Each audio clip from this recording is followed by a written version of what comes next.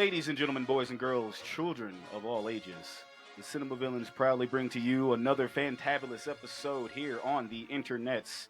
I am your hostess with the mostest, Shaggy Black, alongside me, my tag team partner, my brother for sure, Jose. Jose, how are you? Dude, I'm doing great, man. How are you? I am actually elated. This is Elated. Ooh, that's I'm using the big words, big vocabulary, because which is hilarious considering the person that we have a guest, and this person has the history of like messing up his own words, but he does it because he is a professional and wants to make sure he is on par with his listening audience. This has been a long time coming. He An introduction is not needed for this man because if you listen to us, you definitely listen to him. He is a good friend of mine, a good friend of the show. We've been literally trying to do this episode for about 4 years, and it's finally here. Um, Ladies and gentlemen, Badr Milligan of the SHORTBOX podcast. Badr, how you doing? Hey, yo, check it out, motherfucker. I'm Tupac. Okay. I did that for Jose because I knew he would get the joke. Shit fucking gets me every time, too. Yeah, dude. yeah, exactly. Big shout out to Anthony Mackie for that sound clip. Yo, Shaggy, Jose, it is a huge fucking honor to be here right now. I know it is not very classy of me to come out the gate cussing, but I've got this Tellermerdue whiskey in my cup, and I also share the same elasticism. I don't know, being elated to be here on the pod. To Shaggy's credit, you know, Shaggy, I was listening to the latest episode with Corey. Big shout outs to Corey, who's been on the podcast maybe triple, if not quadruple amount of times I've been on the podcast. And I like to say that everything Shaggy knows about podcasting, I have taught him. And it's only taken, 4 years for me to come on the goddamn show. All right, that is the biggest fail of the Cinema Villains history. But, we're rectifying that today. And it's a big honor to meet Jose first and foremost. Finally, Great to meet you. I've been trying to get you on forever, and Shag's like, "No, you don't." I know, bro. I know. I don't know what Shaggy's got to get. Shaggy, let me shine. I ain't gonna steal your spotlight. I just want to shine a little. Every time he's like, "No, we don't compliment Barter. We don't do anything." No. Shaggy's like, "No. I need to be on the SHORTBOX 5 more times before Badr can even utter a word on my show." Mm-hmm. But we're here now, all right. Like Jose, I will. I'm here to play the bigger man, though. I'm here to play the bigger man. That's the past. I'm here now. Oh, what up, Shaggy? Oh, you're here. You're here. Oh, what's up, man? Welcome to the show. Are you done or are you finished? That's a little bit above. Sorry. Okay. Shaggy was like, treat Barter like right. a Blanca player. Don't shake their hand. Don't look at them. Just Okay. First off, the slander of my name, it's warranted because I've definitely done that to you. Oh, no, for sure. I'm just returning it. I'm not even doing a great job at it right now compared to some of the ribbing I've got from you in the past. This so is light work, very much light work. Very light work. I will say, I think me and Barter, you've been podcasting for how long? So long that I should have quit like at least twice by now after realizing there's no money in it. But I've been podcasting since at least 2012. And I do it because I love the game. I do it for the love of the game. All right, like Denzel Washington, and damn, I forgot the name of the movie. Completely forgot the name of the movie. Above the Rim. Sorry, just like Denzel Washington and Above the Rim. All right, I do it for the love of the game. Was he in that one? No, that's no. Oh, you talking about He Got Game? He Got Game. Sorry, all right, yo. Above the Rim, He Got Game. There's a lot of basketball movies in the '90s. Okay, sorry. I was like, what? I legitimately, we have been podcasting me and all three of us actually have been podcasting the same amount of years. So we're OGs to this. We've seen, Shaggy, I know that you've been podcasting for. I'm sorry, I know you've been podcasting for a minute. Jose, you've been podcasting just as long.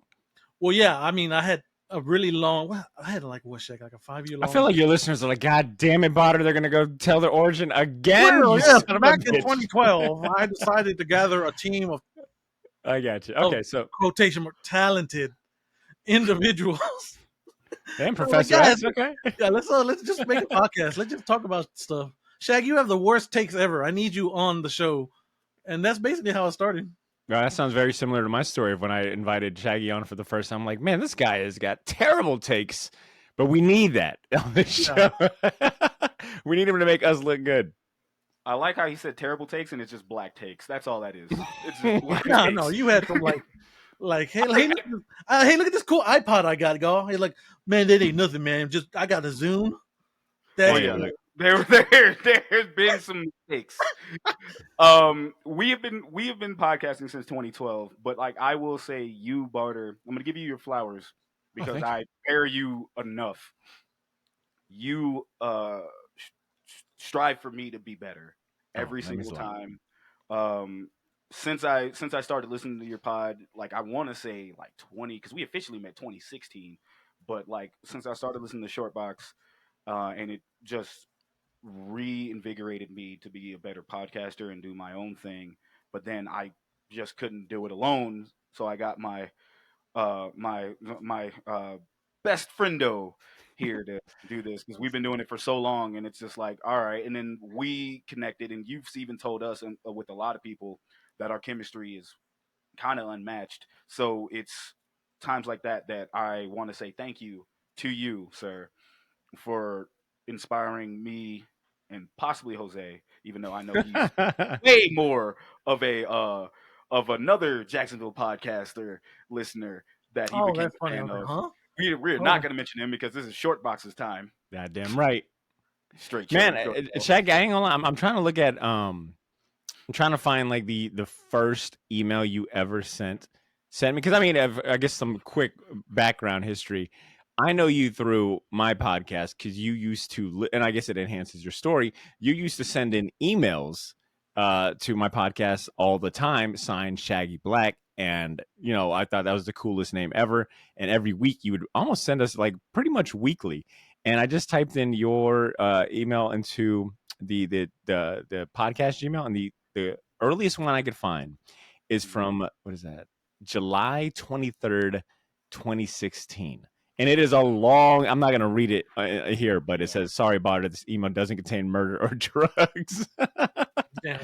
But that is how long we've been down, Shaggy, for quite a bit. I'm sure there's probably an earlier email, but it has been a long road of friendship. And I've got a little drink in my cup. So I cheers to you and Oh, Jose. we all, yeah. Cheers. Yeah, we all cheers, man. Because Yeah, this, there we go. hey, man, clank it up, clank it Thank up. you.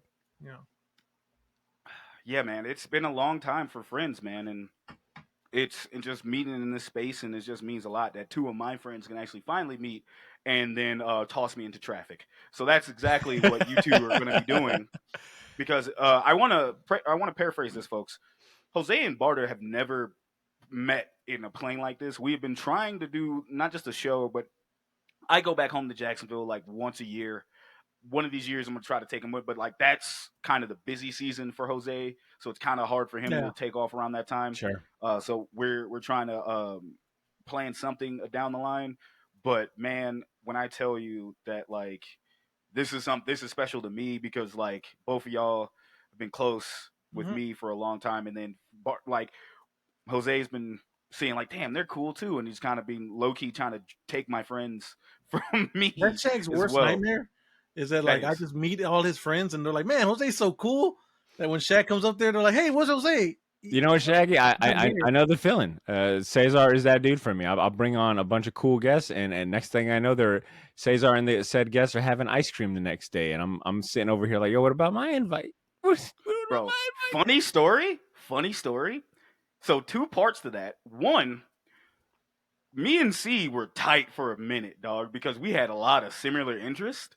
Yeah, We were supposed to go to Welcome to Rockville, like I think 2020 before like everything else. that is So it such was a we were Jacksonville thing to do. yeah Let's yeah go to we were Rockville. we were going to hang out and everything. It was cool as shit. The flip side of that, Jose loves C. Like when he listened It's a Spanish to Connect. It's the brown boy, dude Connect, man. Mm-hmm. yes sir. He loves C, and he even told me he's like Shag.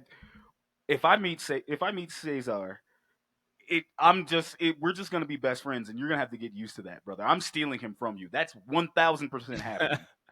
So we're gonna And I'm create like, our own podcast with blackjack and hookers. It'll be yeah, great. that's exactly what was gonna end up happening. And I was like, nah. But then I was like, oh no, self conscious. he's gonna steal my Yeah, keep friends. him But away, no, man. nah, man. But yeah, that is because of course he finds both of you guys interesting, and then Yeah. like of course the Latin connection. Exactly. And shout out Uh, to your podcast, Shortbox, man. That got me back into comics because Damn, that I means a was lot. not into comics. Like I fell off for like the longest time, and Yeah, for sure. then Shaq put me on to y'all, and then I'm like, no, I'm back in. I am back in. No, that means a lot. That's like a common kind of thing I hear of a lot of folks. It's like, I mean, it's like a huge compliment always to this day that the podcast can inspire someone to like check out comics, whether they are not into it at all, or someone like yourself that's like, I've kind of been off it. I hear you guys talking. It sounds a lot of fun, and I'm checking books out again. So thank you, Jose. That means a lot, Yeah. man. No problem. Yeah, I got another buddy who's probably going to be listening to this. My boy Larry. Shouts out to him. Uh, he's a valid Shortbox podcast listener, And big shout out to and Larry, then my type of guy. and Living like he Larry. got right back into comics because of your show. Damn. And he listens every other time. So when it's like something interesting, he locks in.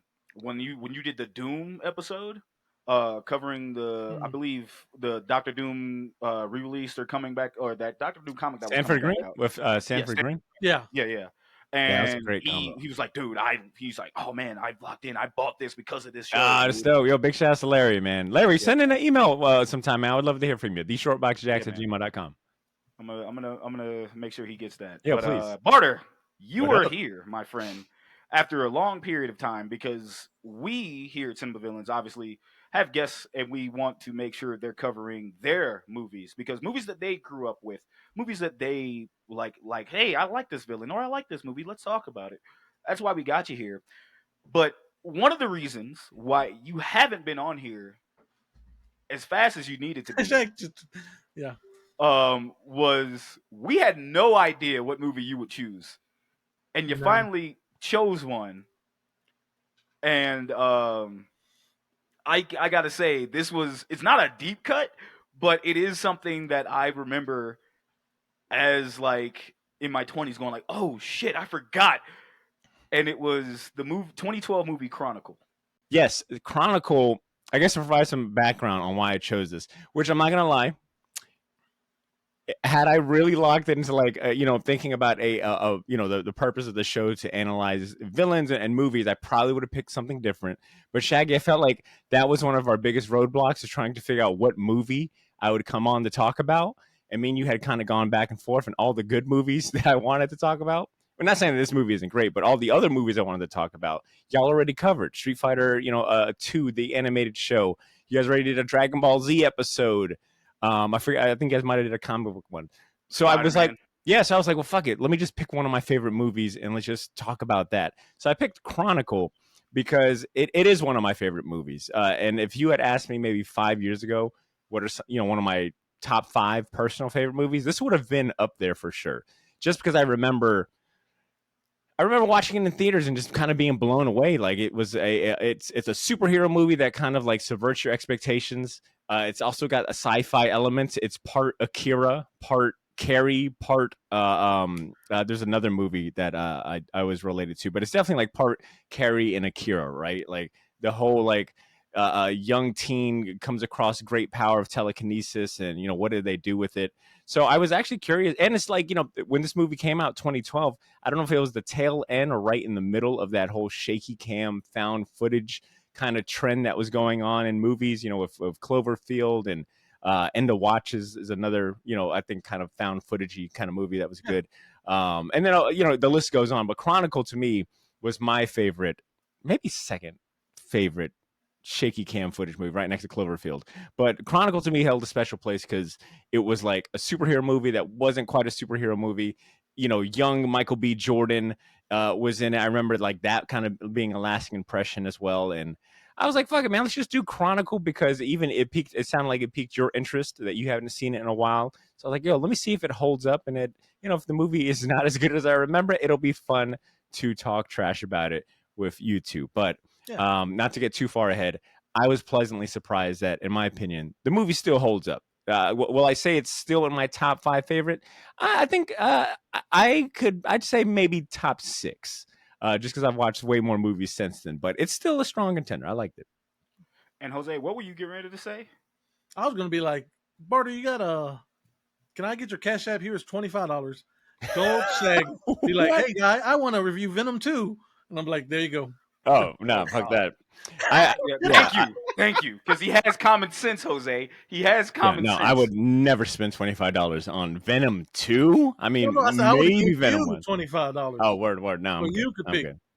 He said he won't even. He said your money's no good here, sir. Jose is literally wanting the reason why I was pressuring you to pick a movie because God forbid if we leave it to Jose to pick We would have something. been Oh yeah. talking fucking Venom 2. I see. Venom 2, something to bother me. I got you. Yeah, Either just that or some some or what was the we have a break in case of Samurai Cop. yeah, Samurai Cop, and it was gonna be something so Samurai dumb. Cop. Oh my Yeah, dude, god. it was do not leave. Oh, what was Don't. Samurai This is Cop? why I don't give him the keys to drive because Oh absolutely not. Like yeah. no. I'm kind of glad I went ahead and asserted myself and just picked I will one of my favorites. I will send Shag a clip from Samurai Cop to send you just to know the nuke that you dodged. Not bullet, but nuke Yeah. that you dodged. Well, I knew that I wanted to kind of stay on brand with the short box being a comic book pop culture podcast. I knew I wanted to stay on brand, do a comic book movie. I think I didn't want to be too on the nose with an MCU movie. Maybe in hindsight, maybe I should have, because I don't think you guys have covered a lot of MCU movies. So We have maybe not. No, that'll be my return episode. I'll do an MCU movie. But Yeah. I think this one kind of keeps it on brand while also not being too on the nose of something super obvious. Yeah, because Jose, they gotta think about it. We only covered two Marvel movies, Blade and Spider Man, Spider-Man right? and what Venom 1. Oh fuck, yeah. All Technically, right. they're all Marvel. They're all MCU movie now. Yeah, Well, no, they I yeah, was say yeah. you bring up. I can't debate that. Now, there's the quality. The quality leaves much to be desired. Which Yeah, Spider-Man movie did y'all cover? the first one. So we Oh, actually Tobey wanted Maguire. we Nice. yeah, we covered the first one, but that was one of the movies that we were gonna cover alongside with you because I know your show was Man, actually doing a I Spider Man episode. well, not only that, but that first Spider-Man movie is to me is still the best. If it's some days it's like 1A, 1B, maybe even second place. But that movie still holds up. And I mean, when I think about cinema villains, William Dafoe at his absolute zaniest and delivering an amazing performance. I mean, him talking to himself that in the mirror, that whole scene with the mask, I mean, Yeah, is superb. So kind of jealous I missed out on that, but once again, it just means I'm gonna have to come back bigger, Yeah. better, blacker. Yep. that's right. Dick, Big Dick Defoe, a cinema Big Dick villain Defoe, yeah. Fact. staple. Yeah. No pause Oh, on that. none. That we no pause, no pause. That is all factual. Jose, Actual. so So, you Chronicle, how did you see it? Did you go to the theaters and see yes, I this? saw this movie in the Okay. theater. I remember. Okay. I only remember, and I enjoyed the hell out of it. Same. And I think yeah. I might have seen this movie twice in theaters. I don't recall. I think I've seen it like maybe in Blu-ray or DVD afterwards, but I know I went to go see it in theaters the first time because I am a fucking sucker for telekinesis powers. I don't know what it is. Like and this is before I ever watched or read Akira. A few years ago, I think during like the lockdown, I actually ended up reading the full Akira manga, and Oh wow. to this day, it's like one of my favorite all-time mangas. It's amazing. It kind of kickstarted my journey into reading manga, but like I'm just a sucker for that. There's a comic book series through Valiant called Harbinger. That's kind of the same premise. It's about like this young teen that has the same kind of powers. He can move things with his mind. He can fly.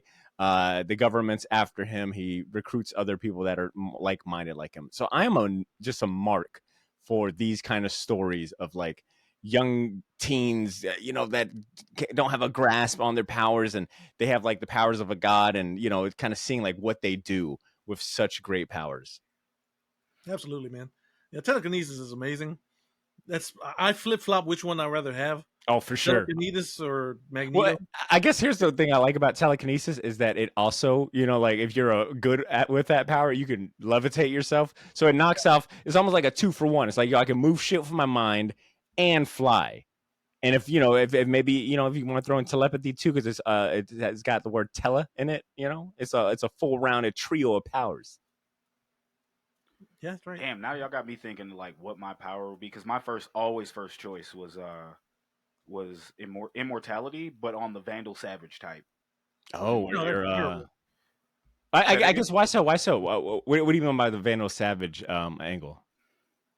Say that again, Jose, because I know you were saying something Also, smart. that's terrible, bro. What if you get Dio? What if they throw your ass in the middle of the ocean? You're just done. Oh yeah, that. So that was that was fuck. You're right. Um. So no, originally, so I've always liked the invulnerability type Mm, of powers and stuff, like especially like with Luke Cage and like Wolverine, just like that healing factor, or just like it takes a lot to fucking leave damage. But Vandal Savage, or at least that character that they made in DC, literally would be just he. I've started off as like from the story for that is started off as a caveman and became found a mysterious rock that hit the planet and then he became an immortal and just lived on, but like he any damage he took, it just it just fell off of him, and it was the fact that it was I can't die, but I also get smarter, stronger, faster each each year, each millennia that I'm around. So like that for a while I was like damn, because it was just hyper intelligence for yeah. me that sold me Yeah, on it, and along with like I will get smarter and stronger as I go. I can't die. Like, but the flip side of that is, of course, like Jose just brought to my attention, the Dio factor, because yeah, and the other side of that is going completely mad because Exactly.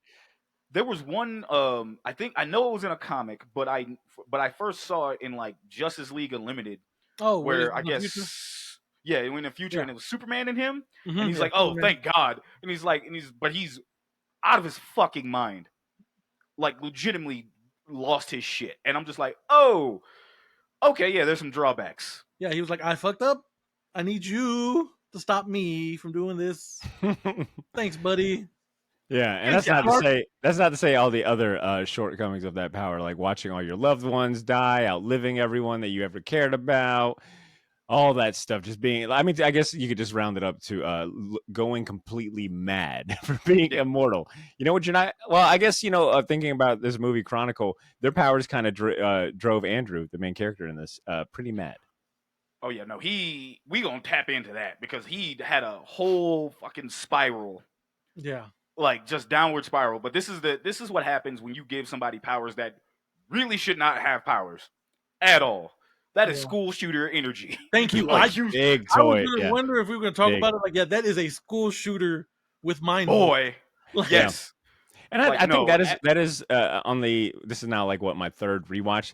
That was a aspect of it, or one of the themes I did not catch on early on, is that this movie goes from asking the simple question of like what would happen if three senior senior friends, three friends as seniors in high school, what would happen if they got powers?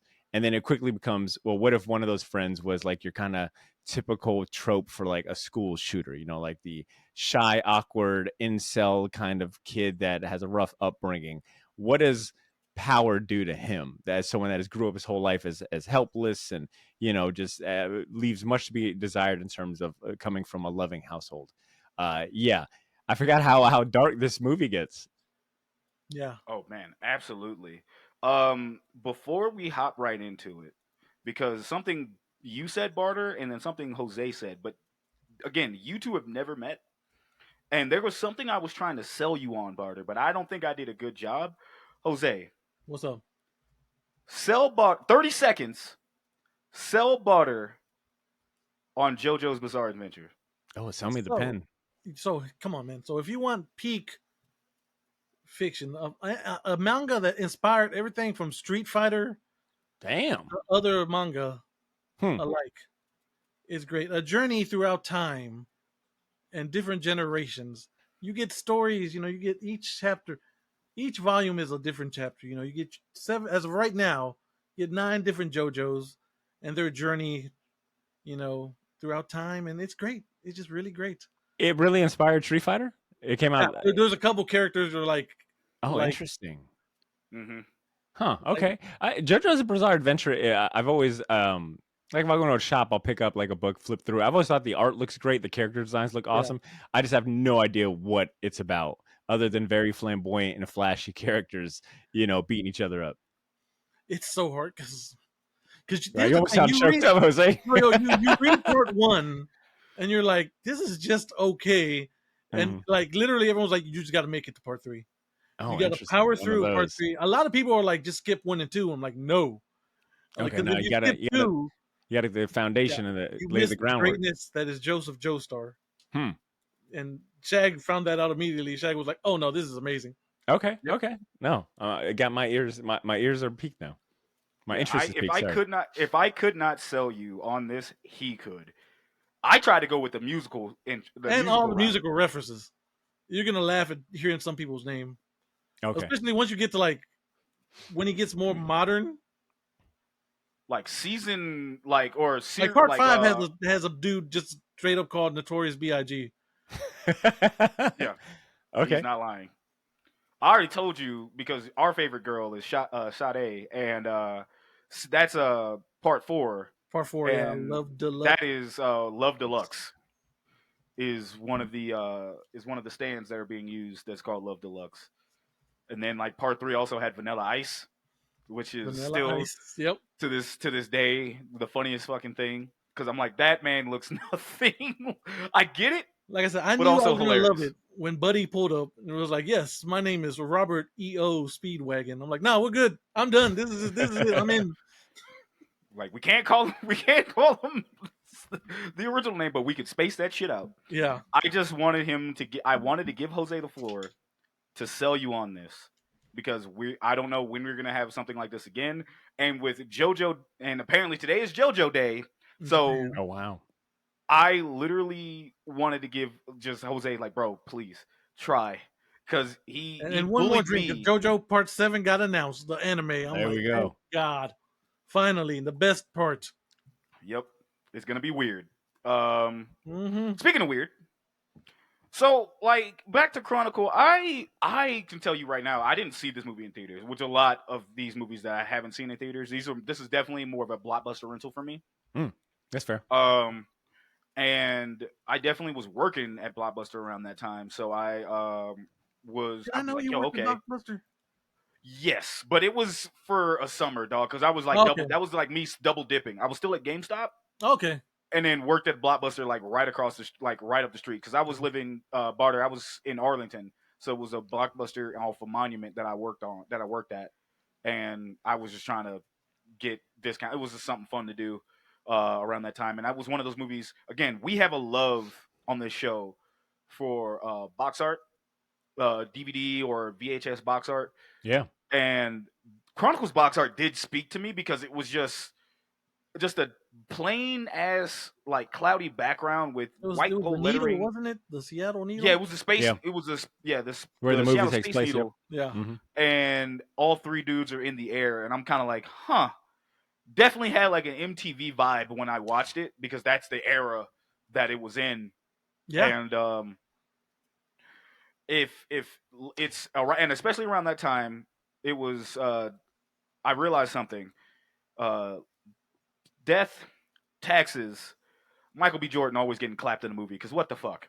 Like, Yo, Oh, so man. that was see when I watched this movie, I had not watched because up to this point, Michael B. Jordan had experience acting. He was in The Wire. I think mhm, he was also in Friday Night Lights by the time of this movie. So I mean, out of all of the actors in this movie, he was definitely like the more established one, more famous one. But I think this is the one that kind of helped propel him really into Hollywood. Um, and even Andrew DeHaan. Not is his name Andrew DeHaan? Dean. No, I'm sorry, No, Dan DeHaan. Dan. Yeah, yeah. I think this movie definitely helped them. And this is something I learned after the fact. I didn't know any of the background story about this movie or, the behind the scenes stuff, but this was also the director at the time. Josh Trank is the director of this movie, but this was his directorial debut. So this was like his first official movie to come out, so you've got young Michael B. Jordan, you got a young, Dan DeHaan, Josh Trank's first movie. And this kind of helped propel all of them into that next level because after this point, Josh Trank, off the success of this, he was given the opportunity to, I think he was being eyeballed to direct a bunch of other movies. Yeah. Unfortunately, he made a very stupid mistake in going with like Fantastic Four, that very dark, grim Fox movie from I think 2015, but it had Michael B. Jordan in it. You know, Michael B. Jordan played Human Torch in that movie. You had Mhm. Miles.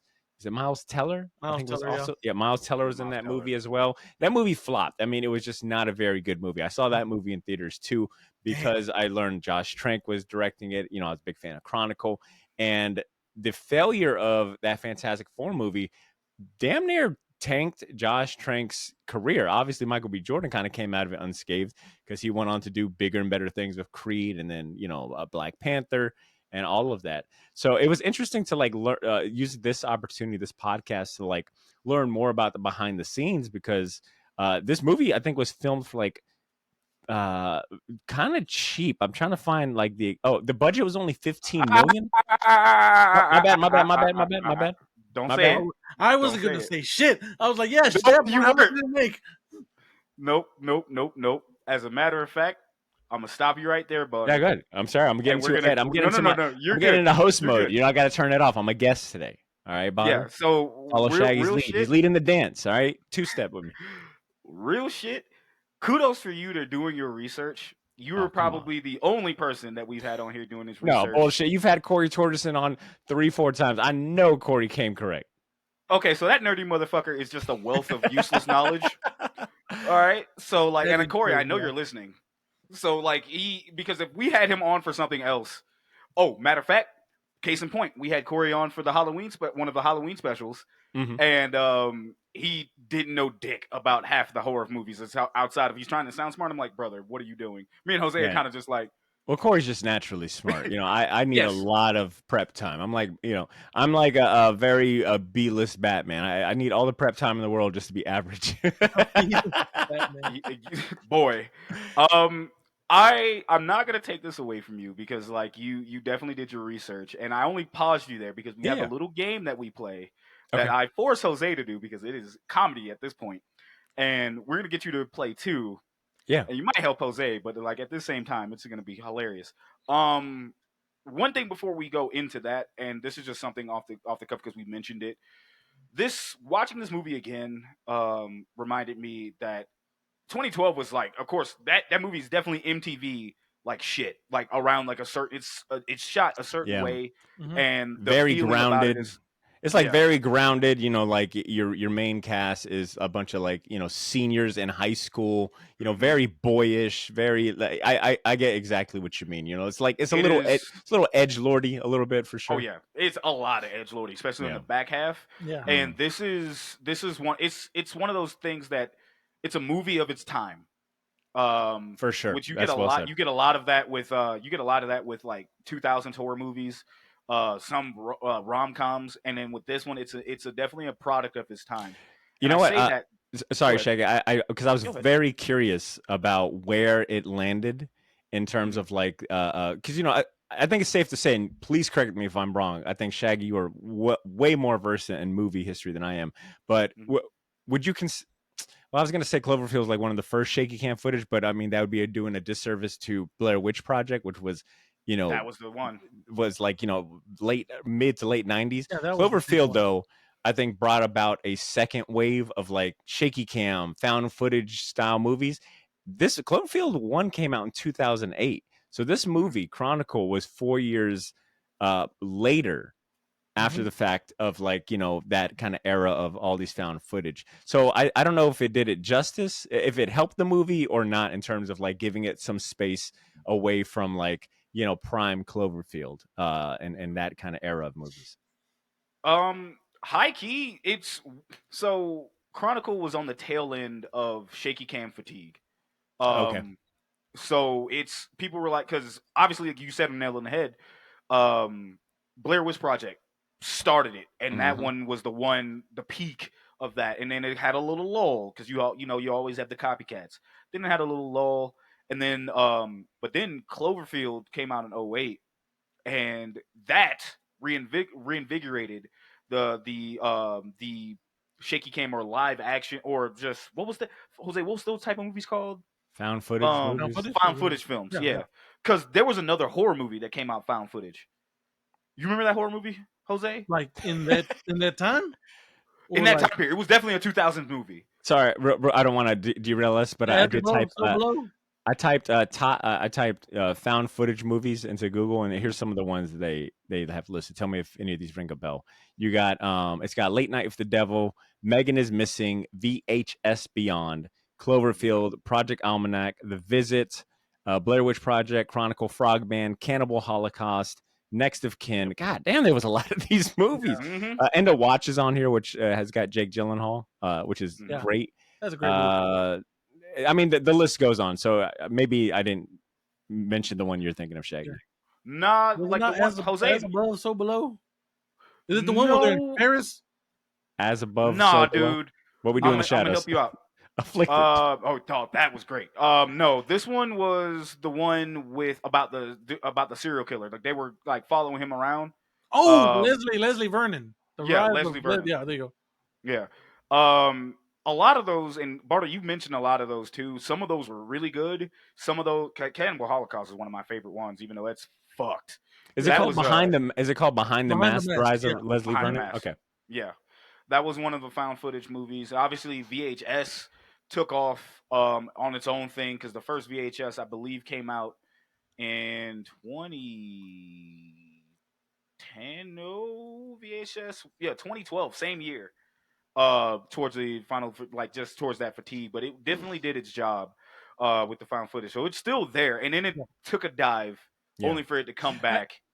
I think Go ahead. Chronicle, not only did it have like a little bit of time away from, I think, the epicenter that is Cloverfield, but also, I'm looking at that list, and Chronicle's the only one that is, Chronicle's the only one that is a superhero esque movie. So they did find like a pretty good niche in terms Yeah, of like, okay, we're obviously doing this format, but the genre is sci-fi, superhero, and also like this kind of grounded storytelling. So I think it was, I think it carved this own niche within like this kind of larger format.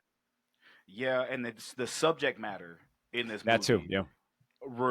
Taking the superhero stuff aside, it's just pretty much high school bullying and coming from like a a very fucked up a household, broken and then home, I like guess. Yeah, broken yeah, broken no, home, using the term loosely, because the dad is going through something, the mom is on her last legs, yeah, so, and the kid's getting like no kind of like, the only loving parental figure is out the door, damn near. Hmm. So, and he's trying to kind of go through it, because watching this again, it just kind of was like, it hit me in a way of like, ah, shit, yeah, okay, this is kind of uncomfortable in a sense, because that shit does happen, but also you fucked around and gave him powers.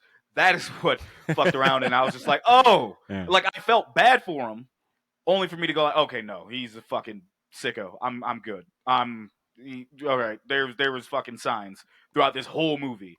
That being said, I recommend it. Unfortunately, it's not streaming anywhere, folks. This is gonna be the one you're gonna have to. Actually, no, I take that back. I found. I went out and bought the movie today. I go and watch it, and to prepare for the show, I'm just pulling up like YouTube stuff.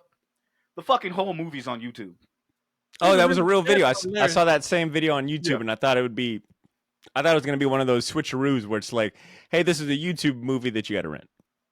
Yeah, no, it is just like, because the picture is like Buddy in his hospital bed, Yep. and then it's just like you click on it, it's the whole fucking movie, and I'm Yeah, like, big God shout out to damn it! that All right, random uploader. yep, always doing doing the Lord's work. Jose, what about you, man? Do you recommend this, or what's your Absolutely, thoughts? yeah, I recommend it. It's great. It's a wonderful blast from the past, almost. You know what I'm saying? Like Yeah, it kind of subverts expectations, and you can't do worse. Yeah, Or for you sure, can't for do sure. This movie so. is not it's not going to change your blow your mind cinema. It's not going to change the way you look at how movies are made or done. But it's a very solid movie. I mean, in terms of like the acting, the story, I think sometimes the shaky cam and the visual effects, are a little dated or can be a little distracting, but the other aspects of it are very strong. all right, that's a solid recommend from us here at Cinema Villains. Now one thing we do here in Cinema Villains, Barter, we actually like to review the villain Okay. alongside with reviewing the movie. So the villain in this movie, a tragic villain, and I would like to say, even though there's a lot of fucked up shit Well said. that happens in here, Tragic villain. is Andrew Detmer. Andrew is played by Dan Dane DeHaan. DeHaan. Dane, And By we Dan get this Dan? information. Dan to Dan. Dan to Dan. Yeah. Dan DeHand. Dan DeHand. There you go. He's playing Andrew Detmer, and then we get this information from Villains Wiki. So this is tail of the tape. Barter, this is your first tail of the tape. So Let's do it. first off, full name Andrew Detmer. Alias Apex Predator, which was the weirdest fucking incel shit ever. First of all, there's only one Apex Predator we recognize, and his name is Randy Orton. I don't want to hear Randall Keith Orton. Goddamn That's right. He was able to hit that. It looked like he was getting a standing ovation earlier on. RKO out of nowhere. Apex and Andy. Obviously, he is a character of origin from Chronicle. His occupation is a high school student. His powers and skills, because Barter, they do be having these. Brute strength, hypercognition, superhuman endurance, superhuman stamina, weather manipulation, amateur filming. I don't know how the fuck that's a goddamn skill, but cool. That's a skill. You know, he learned how to like the perfect angles to show off of his powers and shit. Brother, there is sometimes I read this and I'm kind of like, what in the fresh fuck? Okay. Telekinesis and a breakdown of that. Concussive blast, force field generation, flight, aerial adaptation, acceleration, immunity. His goals. Really quick, one more power I would add to that list, really quick. I'm sorry to interrupt. Is expert multitasking, because the amount of times that he's filming himself using his powers, flying, is insane. It's like, damn, I can't even do none of those at the same time. Nah. I Shit, can't even breathe and walk at the same time sometimes. Dude, even the characters in there say, no, I can't do what you do. That takes finesse. Yeah. And then that's one of the things he said, like, but that's a good call out, Barter. Goals. Become popular at school. Briefly succeeded. Kill his abusive father, Richard. I don't know why it's spaced out that way, but perhaps succeeded. Steal enough money to pay for his mother's medications. Kill Matt and anyone who stands in his way. Both failed. His crimes, and boy, it's been a while, Jose, since I did this. Treason, manslaughter, mass murder, robbery, terrorism, snuff filming, attempted patricide, attempted sobercide, assault, theft, mutilation, and animal cruelty. Time out. What was the treason part? Treason. Did he go against the American? Did he sell secrets to the Russians? I don't remember that part of the movie. Treason is supposed to be terrorism. Oh, terrorism. Yeah, no, for sure. A lot of heavy on the terrorism. I was like, treason. Like, Yeah, I mean, treason. I probably said terrorism.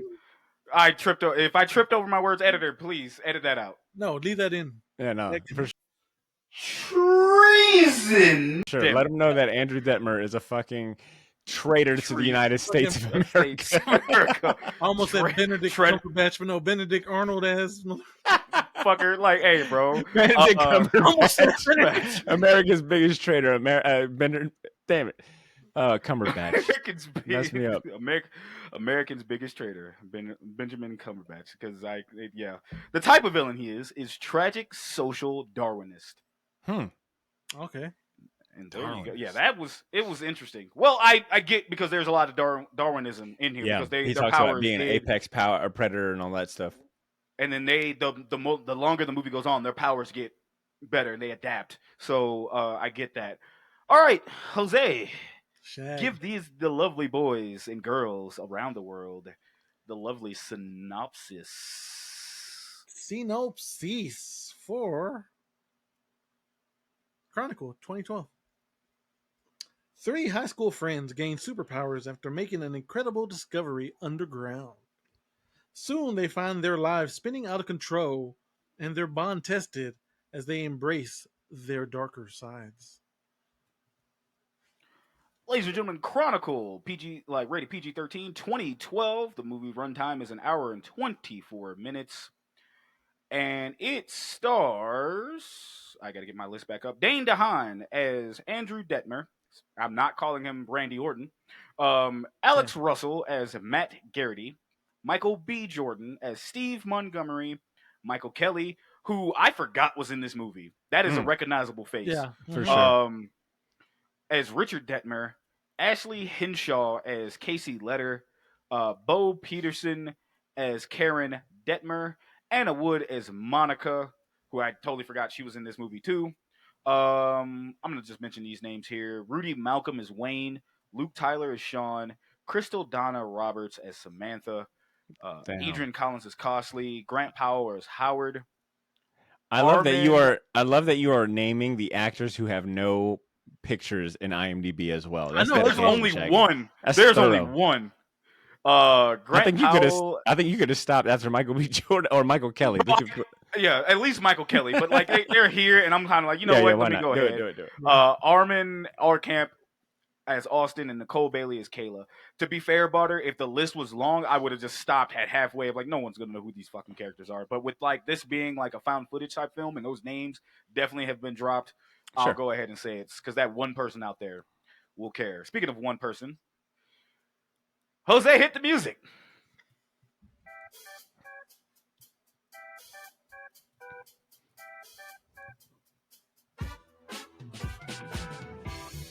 Ladies and gentlemen, it is time for another playtime episode of Bop or Flop. Butter, this is your first time playing. Yeah, I feel like I'm at a family function, like a family Yes, barbecue right sir. now. We're doing like Yes, a sir. line Yes, step. sir. Yes, sir. We in here. That gif of fucking Winnie the Pooh. Who was it? I'm talking You know, the that shit's always on little Instagram. mermaid, the motherfucker just stepping. Oh man. Yeah, no. Barter, this is a game we play, or at least I play with Jose because I love to torture him. Right. We try to guess if the movie's a bop or flop by guessing the budget of this movie and then what it brought home in the box office. Okay. Now I Barter, did I my know homework, you so were I kind yeah of cheated. But here's the yeah thing: I you didn't know kind we of were gonna. cheated. I didn't know this was gonna be a part of it. So I That's do fine. admit I do know the answer. That's fine. That's fine. And so I won't ask you away. But Jose, Shag. the budget of this movie was $15 million Yeah. Okay. Mhm. in 2012. Was this movie a bop or flop? And do you have a rough estimate Okay. So this movie of was the about. box? Oh Okay. wait. What? Do you have a rough estimate of the box office? Oh yeah. But it was about. Hmm. I know that because after this movie, they wanted, like Barter said earlier, Josh Trank for everything, Hmm. and so Bop. It wasn't a huge Bop though. So 15 million budget. So double Hmm. that's 30. I'm Hmm. gonna just say it made 50 million. And it's 2012, boss. So think about it. Yeah, that's what I'm saying. 50 is You fine. saying 50? Yeah, You locked yeah, in at 50. yeah, sure. You sure? God damn it, Shaq. Yes. No, but just keep going. Okay. So, Chronicle came out in 2012. Actually, the release date was came out in January 28th of 2012 at a Gonrier Film Festival, and then released in the United States February 3rd of 2012, a month, like pretty much a few weeks later. The budget was 15 million, and I can tell you that this movie was a bop. Barter, I know you have that information in front of you. Do you want to give Jose the actual box office number? This movie, I'm trying to figure out the percentage wise. This movie damn near quadrupled, in terms of gross. It grossed 126.6 million internationally. Yep. Oh wait, do we do internationally though? We always do international Do though, we? dog. Do we? Yeah, because that's Get like out because of here. as we Get take out the of here. box office there. Get Nah, out of here. it still did. Nah, you can't run from that. Get out You of here. can't run from that, Shit, this bro. movie made almost 8 times more than what it cost to make. So I mean, a Hmm. huge bop in, Okay, in that that was a Bop. terms. Yeah, that's a super Bop then. Yeah, it's one of. So first off, I forgot how great this movie was for the time period on how Hmm. popular it was because this movie was fucking everywhere. Second, I did not fucking know it made that much. I thought I could have. Jose, to your credit, 50 million sounds right to me, and then I looked. I'm like, no fucking way. I was like, Damn. no, but it because I personally think that it would have made more money from the DVD sales. Yeah. Oh yeah, I wonder definitely. if that's a factor. Yeah, that's a good Mhm. point. Yeah, I know I copped the like I DVD. Yeah, I got the Blu-ray. yeah I I That's actually how I watched it. This was like the era of like I would go cop the DVD, the Blu-ray, because they would always have the free digital code, and I absolutely always got my free digital code, always downloaded it. So I actually had the digital version on an external hard drive that I just plugged in and watched that shit. There you go. real quick, we mentioned all the found footage movies, and Hmm. we forgot one of the other popular found footage movies around that time, Which one? Project X. Man, Oh yeah. forgot that was a found footage movie, but I did too. that was another one that I remember going to see in theaters and immediately being like kind of jealous that I never got that high school experience. I'm like, yo, I Boy, never got powers, nor did I get invited to any badass parties. I wasted boy. my high school Damn. years. And the crazy shit is, man, like you mentioned him earlier, Miles Teller. Fun fact: he was supposed to be in Hmm. Chronicle, Yeah. but he turned down Chronicle because he was already in Project X. That's right. Well, there you go. Fun Solid times Project X. had by our yeah, I fucking loved Project Well, X. It yeah, was so that's a the solid. only my only turn down with that was like Tyler the Creator was supposed to have one of his songs open up, and I think it was supposed to be Yonkers. Mhm. He Oh, said no. he didn't want to be He was like, associated with it. I think that he was. I think they were. I think either I can't remember the story. Either he offered the song Hmm. and they said no, or he said, "Nah, I'm good because I Got don't it. want to Got do it. that." I got to remember, but I know he was supposed to be involved, and it just didn't work out. And I was like, "Damn, that's crazy." Um, but yeah, all right, Jose, it's Shag. time, man. It is time. Let's Let's get it go. cracking. Okay. We here at Cinema Villains, we get our plot summaries and stuff from Wikipedia. So if something's wrong, fuck them, not us. And here we go. Do the Joker thing. So insert Joker. Editor, help him out. Put that in there. Big shout out to this editor. I love it. I wish I had someone I could magically talk to and the things that I want done to happen. Big shout out to your editor. Amen. Amen. All right. Big In shout out. Seattle, teenage Andrew Detmer is bullied at school and abused by his alcoholic father, Richard, while also coping with his mother's Karen battle with cancer. His family also lives with medical debt, struggling to pay for Karen's treatment. His only friend is his cousin, Matt Garrity. Inspired by Matt's on and off girlfriend, Casey, Andrew buys a camera to create a video diary about his life. I'm just read the other one. Yeah, no problem. Matt invites Andrew to a party and helps him mingle, but he leaves after his filming causes an altercation with another attendee. Popular student Steve Montgomery approaches Andrew and asks him to record a large hole he and Matt discovered in the woods. The three journey down the hole where they discover a glowing crystalline object. The object suddenly begins to react violently and the camera shorts out. Okay, first off, you tell me to go see a hole in the middle of the woods, brother. No, I'm not doing it. Can't do it. Absolutely not. Because who are you, So you looking at Michael B. Jordan like, brother, what are we doing? Yeah, boy? yeah. It's like Michael B. Exactly, Jordan. You might be hanging around these white people too much because that sounds boy, like a terrible idea. boy. Them whites got you messed up, bro. Don't do Exactly. it. Yeah, Like he I really see wanted. Seattle He shit. really whites, wanted to win class president, and Oh, he was that is willing to true. go. boy. He was Hey, trying to. yo, do what you got Yeah, to do. I felt that. I he actually wanted them felt that. votes. Yeah. Um. So again, this goes with that subject matter because like we're kind of looking at like how Andrew's treated throughout this. So the movie's building sympathy for Andrew in the beginning of this, just because hey, you're gonna you're gonna want to feel something from this character. So I give him that, but it's definitely because before this movie becomes like we have Akira at home Yeah. type beat. That's Um, actually Jack, if you were gonna maybe one do, of the. That's probably one of the best ways I would sell this yeah, movie. This is we got mm, Akira at home, but pretty good Akira at home. You know. yeah, yeah, because Shag, like, if we did a cold open, that was gonna be the opening I went with. Like, Shag, I want to watch Akira. We have we have Akira. Akira at home. Chronicle. But nah, like that subject matter because it's just you building up, and I get what they were doing from that because and then like you see him pretty much getting bullied, bro. Like it's a rough Oh yeah, he watch did get for real. bullied. Like his dad's like trying to kick down the door, Yeah, and then Yeah. like when he gets in later on in the night, like slaps the fuck out of him, doesn't he? or Boy, and he's like, "Why boy, tell you open the door? Open the fucking door." You Yeah, know, yeah. I got to note here that the real villain of this movie isn't. I mean, it's obviously Andrew, but by the yeah, end of it, but the real villain of this movie is bad fathers and our terrible healthcare system. Those are the two Yes. real yeah, villains no, behind it all. hmm Yeah. Boy. Ooh wee. That's a great call because like towards the end of this movie, you get his mom's like his for her medication. That bitch was $700 and some odd dollars. I'm like, right. excuse oh, I'm robbing him. I'm robbing And him. in I'm 2012 doing the money, same I'm shit. like, Yeah. "Excuse me," like, Boy, that's what I'm saying. Like, In this movie, talking about kind of Andrew's situation where they're making you feel sympathy for him. He comes from an abusive. His dad's abusive. His mom's got cancer. She's dying. He gets bullied at school. Like he catches no break. You're like, man, is there anything good in his life? I mean, even like the movie itself is, they're in Seattle, so it's cloudy, it's gloomy. I don't think there's any scene in this movie where there's the sun at all.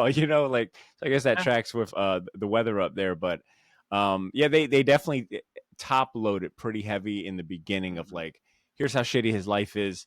He's got no friends. His only friend is like his cousin, who's kind of like aloof, and they're not really that close.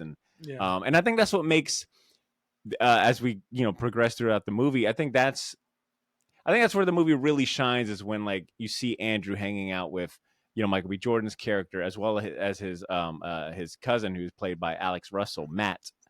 So mhm, Andrew, Matt, and Steve, their friendship and their kinship were some of my favorite moments in the movie when they get their powers from this mysterious rock in the ground, a crystal in the ground. From there, that middle part where it's like them hanging out and you get to see Andrew like open up and find happiness with his friendship, and they're just being like boys. It's like high school boys with powers, and they're just doing the dumbest shit with it.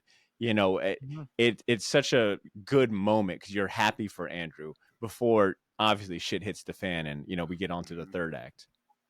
Yeah, yeah. It is just seeing that and it's kind of building that camaraderie. And the crazy shit, well, I'm still mad at like what happens in Michael B. Jordan's character towards this because like to be fair, he was like one of the first people to offer Andrew an olive branch. Yeah. Like he Not was o- like, "Hey man," yeah. he Not was only like, is "Hey the man, come on." Go ahead. I'm sorry. no, please, please, please. You're getting right where I want to. Yeah, he was like, "Hey man, grab your camera. We're gonna come this way." And Andrew has like, he's like, "Bro, I don't know you for real. I don't want my ass whooped. I just want to go home at this point." He's like, Mhm. "Bro, just come on, man. Grab your camera. Come on." And he was just super nice, Yeah, right? Michael B. And Jordan steals the show. Like he is yeah. so charismatic. He is, like he is the ideal when you think of like class president, right? Like Hmm. the popular guy in high school that was, I think he was on the football team. Yeah, Excuse he me, in was. in this movie or related to He sports, but was. he's popular. He's but he's also kind to everyone, right? Like he's the most ideal class president. In a movie, he's likable even to like someone like Andrew, who's not liked by anyone. Mhm. So when Michael B. Jordan does eventually kick the bucket, it is such a like I won't lie, it is like, damn, they took one of the best parts of this movie. Like you could see like his star. It's like, oh, this kid right here, especially considering this time frame. It's like, yo, that kid. I remember thinking in the movies, like, yo, that dude's gonna be a star. And lo and behold, fast forward, Michael B. Jordan is definitely got star power in Hollywood. yeah. Yo, real quick, I want to ask Jose this. Jose, did What's you up? know anybody in high school like Andrew? Shit. I mean, kind of, yeah, I hung out with them. yeah. Like, Yeah. I will admit, yeah, Shaggy talking about watching this and it being kind of hard. Yo, I didn't have the same reputation as Andrew. I think I was one step, more popular than Andrew because I was the class clown. But I really Mhm. didn't get into. I didn't really, I think, find myself until high school where I had some confidence. I was known as the class clown. I was funny. I could hang out with anyone. But those early freshman years, I was hanging out with people like Andrew for sure, bro. Like, uh, Mhm. shoved into lockers and all that shit. So yeah, I do agree. It brought back some it brought back some rough memories of like freshman year for sure. But I see someone like Michael B. Jordan's character, and it's like, oh, but I remember like senior year it being really cool and having a great time. Mm-hmm. So it was definitely a blast of the past for me in terms of like nostalgia and trip through memory lane, thinking about high school and the different type archetypes in high school. Because even his cousin in this movie, Matt, is like your weed head that it thinks he's smarter than everyone, that like must have just found out about philosophy because that's all he's ever talking about is philosophical, but he doesn't really know what it means. So I think it you said something about it being like a very MTV kind of influence, for sure, because they just nail all the tropes of like your classic high school tropes really well. Yeah. Jose, did you? While Barter was saying, did you know anyone like that? Yeah, no, I but was yeah, at high there school. was a couple of people like that in high school. Jose was Michael B. Jordan. He was like, bro, that was me right there. No, I was Shit. He's I like, was class. not popular, but I wasn't like Yeah, you weren't getting bullied or shoved in nothing. lockers I and was just shit. Yeah. no, yeah. So I was all right. I was more or less cool with everybody, except for Yeah, I the go ahead. preppy kids. No, not them. The preps. You had preppy kids at your high school? The I don't I almost said a word, but I was like, no. I was What word, Jose? the Shaggy, saltines. Shaggy, what were you like in high school? Like out of these three Um, characters, Andrew, Matt, and Steve, who are you more like? ooh, I was definitely more. I was definitely more Matt. But I became like I got super confident. Like I just stopped giving a fuck what Hmm. people thought about me in like 10th grade, like sophomore year. And after that, I did. But then eventually, um, I actually became Steve. But that was only because I failed high school. Only because like motherfuckers like, oh, he's so cool. Like, oh, he's never talk, but he's so cool. I'm like, yeah, bitch. And Yeah. I'm skipping Man, class and that dude that dropped out 3 years ago is still showing up to our prom, huh? bro, listen. Like it, real shit, man. Nothing was more humbling than because I went to Terry Parker Barter. Nothing was more Wow. humbling. Yeah, Brought that nothing was back. more Wasn't humbling. Terry Parker like a bad kid school? No, Oh, it not wasn't? yet. Okay, sorry. I think Not when I went. I Shaggy, live like, not when I was there. No.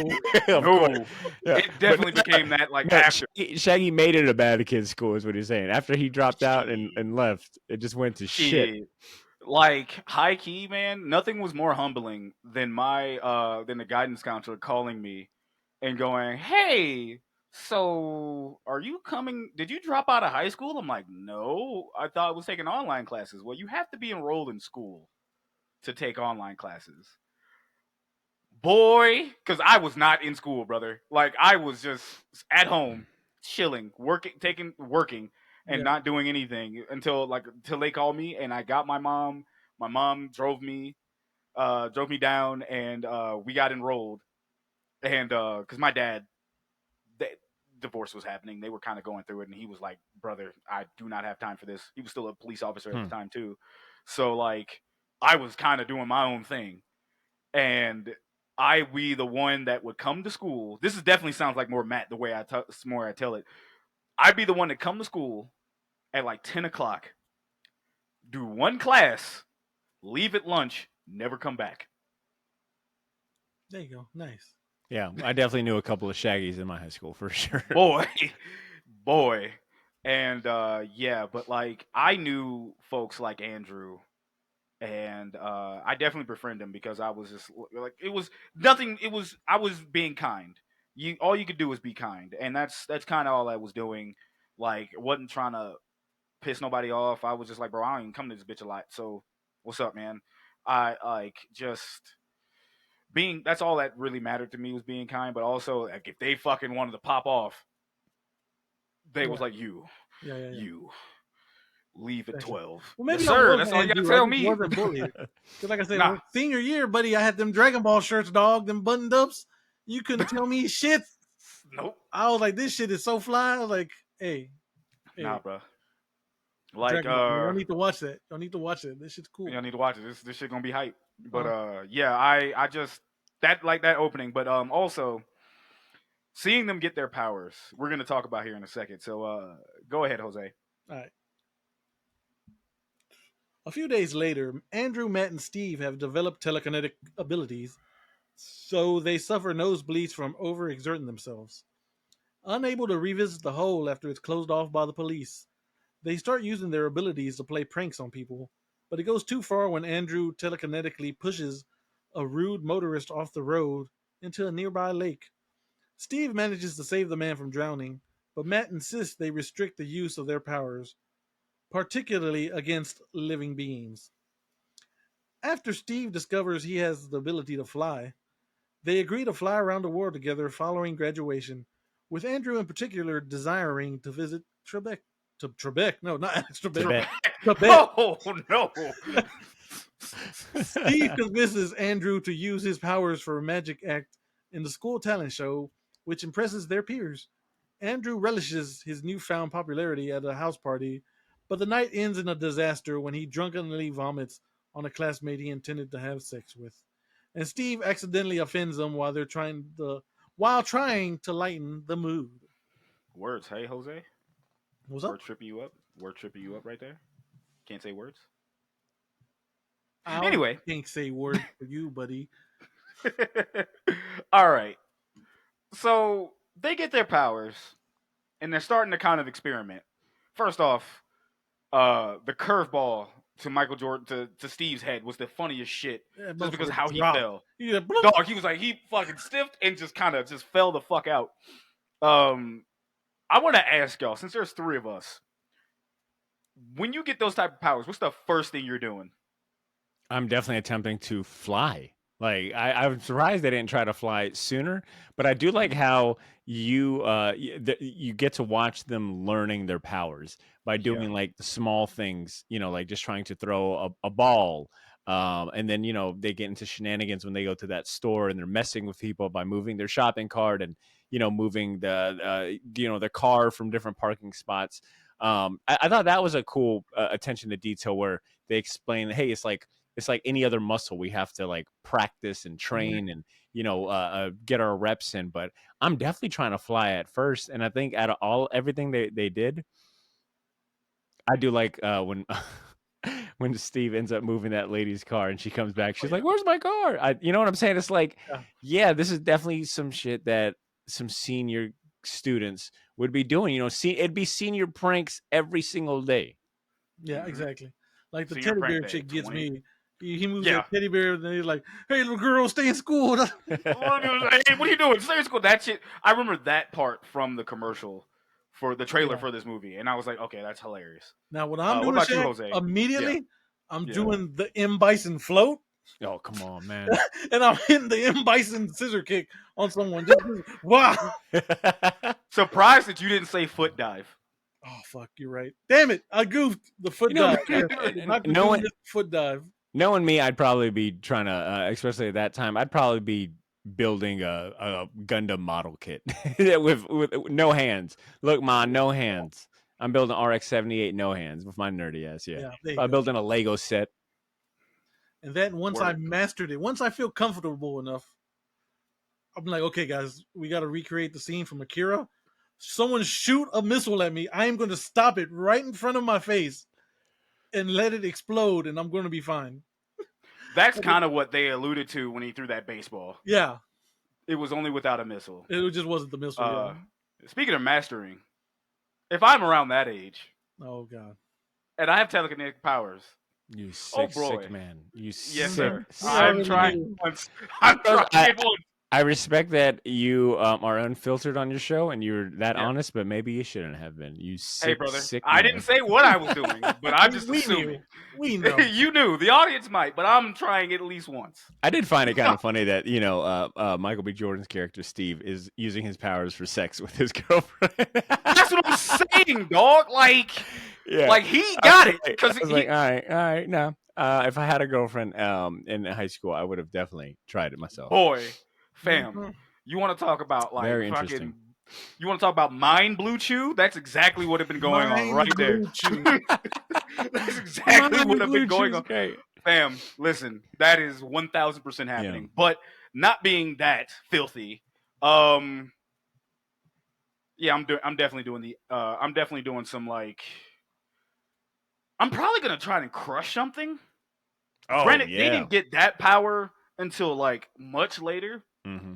but I'm definitely trying to like crush a Mountain Dew can. Oh yeah, Like you're just definitely using your powers for some stupid shit. Yeah, like crushing yeah, a Mountain Dew can, uh, making teddy bears float to scare little kids. I mean, absolutely, and I think that's what was so charming about this movie is that it really.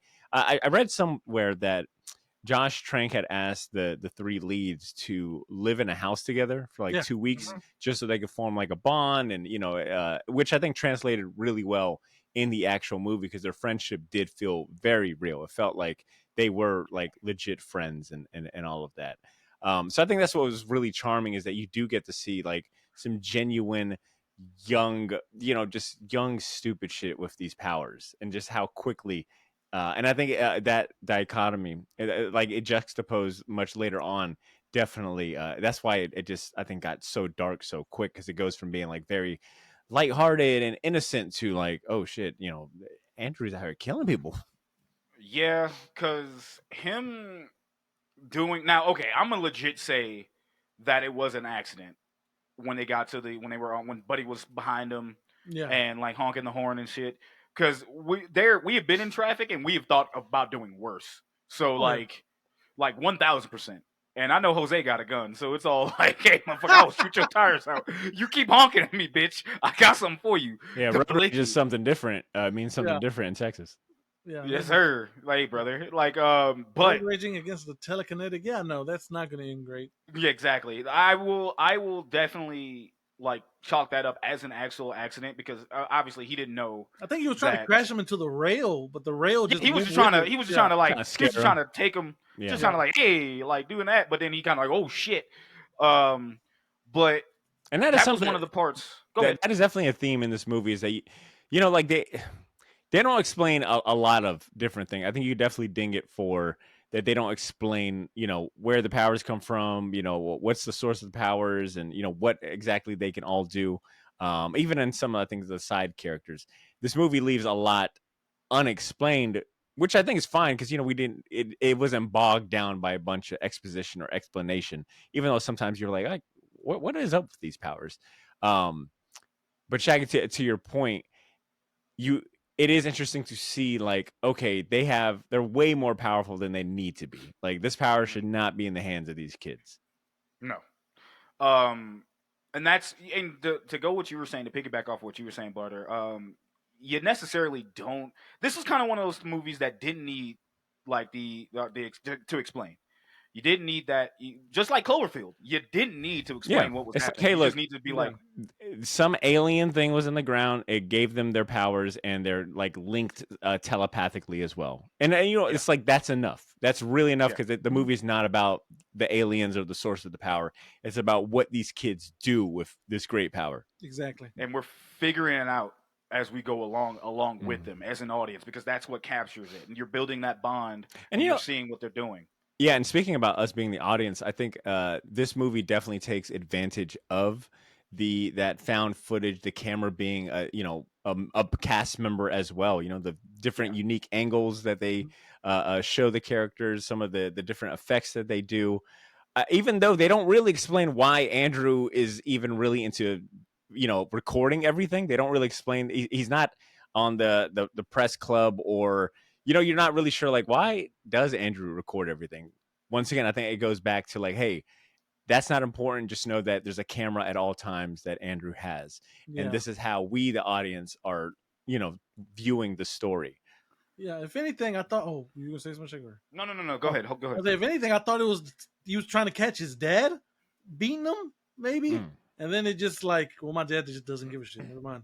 Who Because cares? it Yeah. doesn't make sense. Because Andrew's Yeah. life is really like it's kind of shitty. So it is like, Yeah. why is he so fascinated with keeping the camera on? I guess it's a way for him to detach, is what I got. Like his life's so rough. Maybe this is his chance to like like escape that, but be detaching himself and all that. They don't really do a good job explaining that at all. Yeah. Yeah. Because the Um, other girl. Oh, my, go ahead. What you Go. gonna say? No. Go ahead, no, Jose. Yeah, Go. because Go. the other Go. girl, she was just ahead of her time, and she was essentially yeah, she was a an blogger. IRL streamer. Yeah, Hmm. Before that was a thing, so that's why she had a camera the whole time. yeah. But So I Speaking of which, I, I do like I do like how the camera is used throughout the movie, especially as when they learn when Andrew learns to float the camera without hands, right? Like now you get into some really fun territory where it's like, more of a third person view instead of just through Andrew's point of view. Yeah, exactly. So one thing I want to point out about the camera, because and Jose, you know, I am a cinemaphile. One thing, or especially when it comes to cinematography, Hmm. in the beginning, the camera was was grainy, Yeah, like your typical Mhm. old fucking video camera. yeah, Yeah, When they got their powers, Andrew was lugging around a camera like he was working for Fox Studios in the early yeah, '90s. It's yeah, like, yeah, God and damn, I would and also be then turned off from that fat ass camera in my face, Andrew. yeah. yeah, It's like, like, what but the fuck then is what I this? give the movie, I give the movie credit because when they got their powers and they went to black, they come back and Andrew's got a new camera and Hmm. the The and quality the is better. visual, the Hmm. quality just got instantly better. Like it went from 480p to fucking 1080 Yeah, in that moment. And I'm like, oh, because I'm Yeah. thinking to myself like, damn, is the movie shot like this? I'm like, Hmm. I mean, I guess it's fucking yeah, yeah. No, 2012, you're but right. I was like, like, I remember this movie looking better. Yeah. I think yeah, you definitely have to spend you gotta like kind of just take this movie for what it's giving you, because if not, then you kind of get stuck in certain like details and or the lack of the details. And it's definitely one of those where I would say like this movie, especially towards the end when we get into the action scene, I would almost say like the shaky cam footage works against it because it is so shaky. It's like Hmm. almost, as someone that suffers from motion sickness, I was damn near getting sick watching this movie again. But mhm. that's not to say that I would still wouldn't take it away from the camera playing such an integral, like an interesting way of showing the story. um, speaking of that, coming back to the car accident.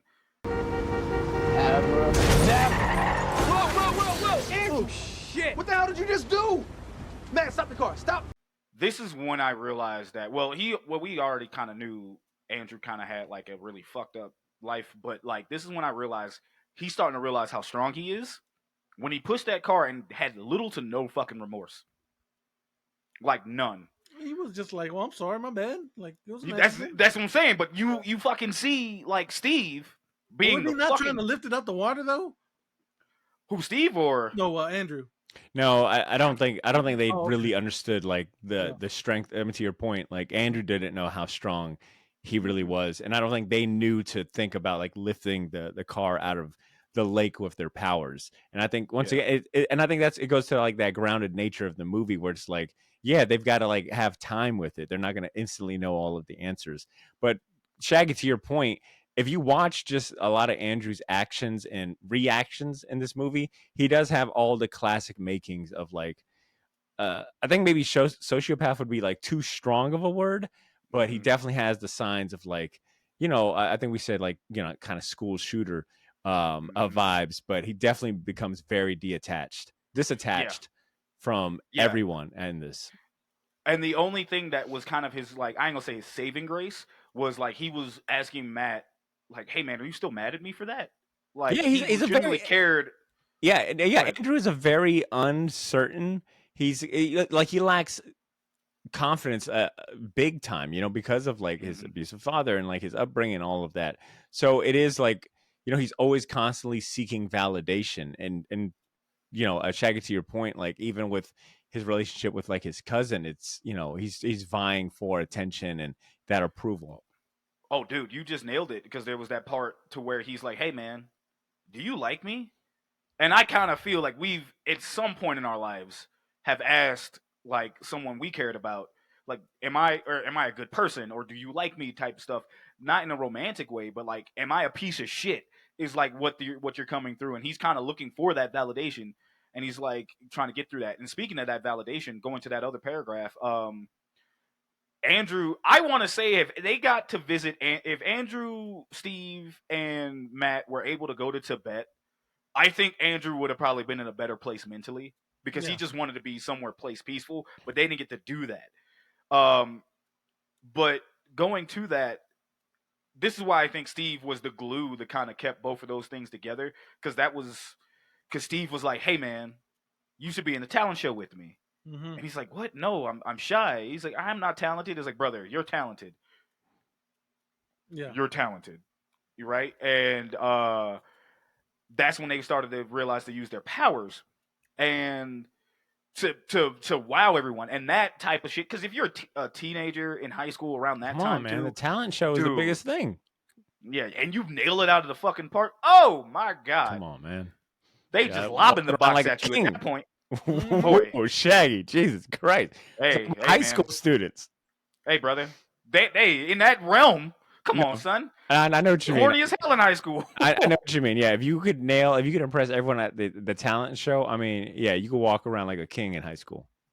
Boy, just like that's the ultimate shoot at that point. Yeah, But just like Napoleon seriously though, Dynamite. yeah, boy, No. see, yeah, there you go. But like, and then Steve also after his mishap, again, why the reason I would probably fuck around and finding out when it comes to the telekinetic other shit, but Steve finding out, walking in on Matt and then seeing old girl walking out of the room because he fucking threw up. I chalked that up to nerves, and then obviously, Well, combination of Andrew's nerves and he was drunk. Yeah, yeah, he was like it nerves, was like his drunk, first and like real party. He went Yeah, to and like then, yeah. and then in the beginning of the movie, he's like, "Dude, I don't drink." So Yeah. clearly, he was gonna just get drunk immediately. Like, you know what I'm yeah. saying?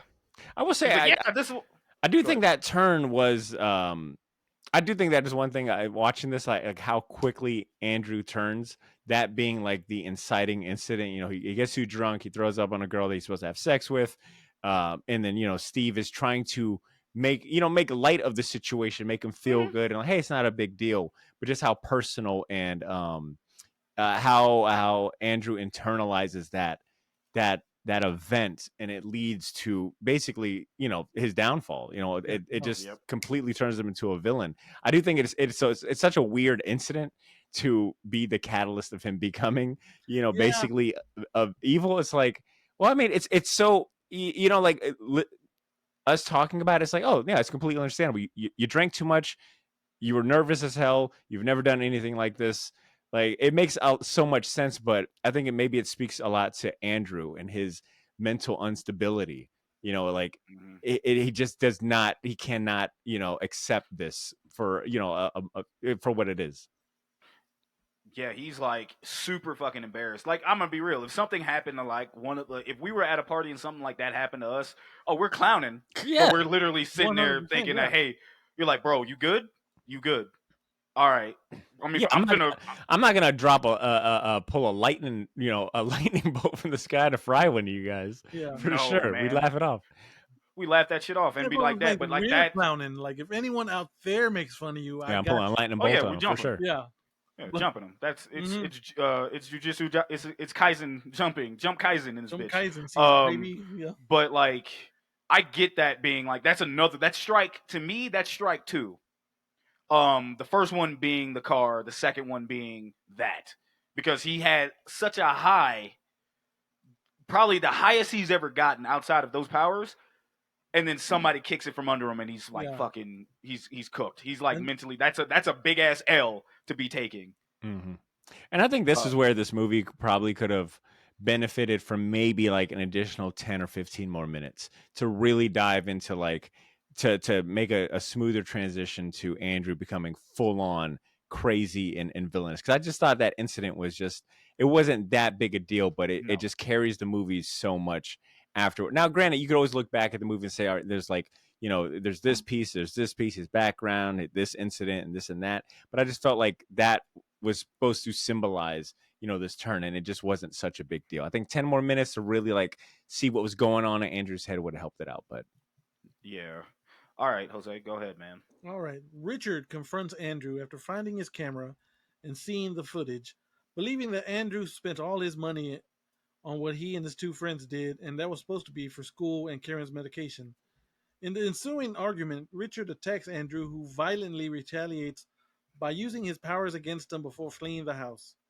Andrew flies into the middle of a lightning storm, and Steve follows to console him after suffering a nosebleed, telepathically hearing Andrew retaliate against Richard. Becoming increasingly frustrated as Steve refuses to leave, Andrew unintentionally uses his powers to fatally strike Steve with lightning. When questioned by Matt at Steve's funeral, Andrew denies responsibility for the incident, but later privately begs for forgiveness at Steve's grave. Steve's grave. Andrew is once again ostracized at school. Ostracized. That's how you spell that word. Nice. At school, following the incident at the party, after telekinetically ripping teeth from a bully's mouth, Andrew begins to identify himself as Randy Orton, rationalizing that he's stronger than everyone and should not feel guilty for using his powers to hurt those weaker than him. This eventually leads to Matt confronting Andrew about what happened at the school, telling him to think about the consequences of his actions, which Andrew never does. Now, by Randy Orton, I mean Apex Predator. For the Yeah, for the uninitiated. yeah. Um, yeah. His dad and him fighting, that's strike three. Yeah, that's I think the point. That's the catalyst. Yeah, That's what that is what starts it all. Because his dad 'Cause punches he's- him in the face, and then he immediately just like chokes him and like throws him into the wall. Bro. And I he gotta was say, like, I will fucking crush you. I kind of wish they would have picked a different actor other than Michael Kelly to play his dad, because Michael Kelly is such a good actor. Like I think Michael Kelly is awesome, and I forgot Michael Kelly is in this movie. Yeah. So to remember that and see him again is great. But he plays abusive dad so well. It was very uncomfortable, and like it was definitely very visceral watching him handle Andrew. And Shaggy, to your point, that is definitely a huge catalyst in Andrew turning, right? It's like he's got the power now to fight back against his abusive dad, and he absolutely takes full advantage of that. And I think it goes into, I guess we already talked about Andrew kills Steve inadvertently by bringing down a lightning bolt on, which was kind of weird, when you think about it. It's like, that's how he kills Steve? I didn't know that was within his scope of powers. I think yeah. And anyways, once again, this is one of those things where you just got to take it and keep it moving, because you don't want to get lost too much in the details. But, watching Andrew justify, he kind of justifies killing Steve because of this whole Apex Predator thing, which I felt kind of came out of left field. But it is like, damn, this is how he internalizes and makes sense of like, well, Steve, I'm the Apex Predator, and this is just how nature is. Like the weak die off, the strong live.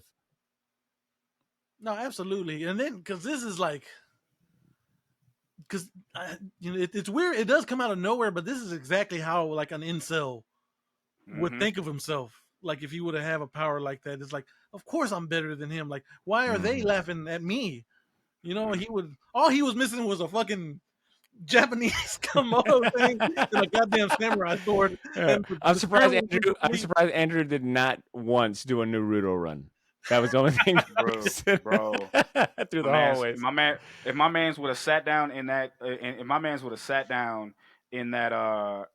was it? In that place with the car, I don't know. Yeah, the junkyard. If he sat down in the junkyard with a fedora on, I'd be like, oh shit, he's gone. I would say, speaking of junkyard, there was a really cool scene in this where Andrew is does he have like some rocks in his hand or something? But he's like floating some rocks in his hands, and he's got the camera, and he kind of like turns the camera, but he's sitting kind of like crisscross, floating above the ground, and the camera is also. I thought that was a really cool shot. I think that shot was dope. Yeah, I think there's a couple of cool shots in this, and it's only enhanced for. I think the cool factor is enhanced further because you're like, oh, he's controlling this with his mind while also doing, once again, expert multitasking. I wish I had that level of expert multitasking, but I think it led to a lot of cool visual effects and shots in the movie. Yeah, exactly. Yeah, that one was like crazy, but that's kind of like, I understand now, and then I was like, oh shit, okay. And Andrew kind of goes through. Like his arc just kind of quickly ramps up in this, second act and leading into the final act. But, from him, like fighting back against his dad, justifying, killing Steve on accident, eventually like stealing his dad's old firefighter gear to rob the bank and try to make money for his mom's medicine. It's like, you're like, man, like his whole life, he's been helpless. And now he's got the means to like, get out of this, right? To make money, to fight back. And it's like it, in the context of him being I don't think he's a senior or whatever, a high school student. It makes sense. It's like he doesn't know any better to think twice about the consequences of his action. It's like all he knows is like he's lashing out. The world has given me a shitty hand. Well, guess what? No longer, no more. Fuck this. Like, I've internalized all this rage and emotions. And he's a fucking teenager, right? So he's nothing but emotions and hormones. It yeah, man, this movie is definitely it gets dark quick, bro. From just being kind of like a charming, funny, goofy, like, oh, a bunch of boys having powers and the dumb shit they do, to like, oh shit, this very unstable kid. It basically has, he's got a weapon. He's got like a very dangerous weapon in his hands. The crazy shit is him killing off Steve was like, I forgot the actual quote and saying, but it's getting rid of the one last good thing that it, like, between Steve and his mom, getting rid of those, like, one tether that ties you to being like not a piece of shit 1000%. And when Steve like got clapped, because Steve was the only person that went up and found him and was like, bro, you good? You good? Like, hey man, this shit ain't safe. Like, Steve legitimately cared about him, but he was like, bro, you don't care about me. You didn't care about me before this. I'm like, bro, which is but a we bunch got of a bullshit, bond now. right? It is like, that's when you knew that how unstable Andrew really was, is that, how could he even utter those words to Steve that you were never my friend? It's like, are you fucking stupid? Like, the amount of, Steve says, I spent every day with you guys, like the kinship that they built for Andrew to completely be oblivious that someone, but I think it also speaks to just how scarred and messed up he is, that, like he doesn't believe any of it. Like, there is no good in his life. And Well, it's that's sad, crazy man. shit. And I think And it makes Steve's death good. that much sadder, because you're like, damn, the one good thing, the one Yeah. guy that held it down. And you can blame his dad for telling him that you don't have any friends, like, Man, very that violently. sucked so bad. And he's just like, you don't have. He's like, you don't have any friends. And he's like, well, what the fuck, dude? Yeah, And then that's kind of what fucked with your mind. He's like, they're just using you. Yeah. He's like, they don't give a shit Yeah, about that's you. a good point. That's a good point, Jose. Yeah, it is like his dad is definitely drilled, as it just like wrecked his self-esteem. But can I say really quick? So his dad ends up finding this camera, right? Mm-hmm. And I guess at the moment, I step back and I can make a joke that kind of takes me out of it. But you're telling me that you find your son's camera, which is an expensive camera, but all those hours of footage on this camera of them doing the most incredible shit, right?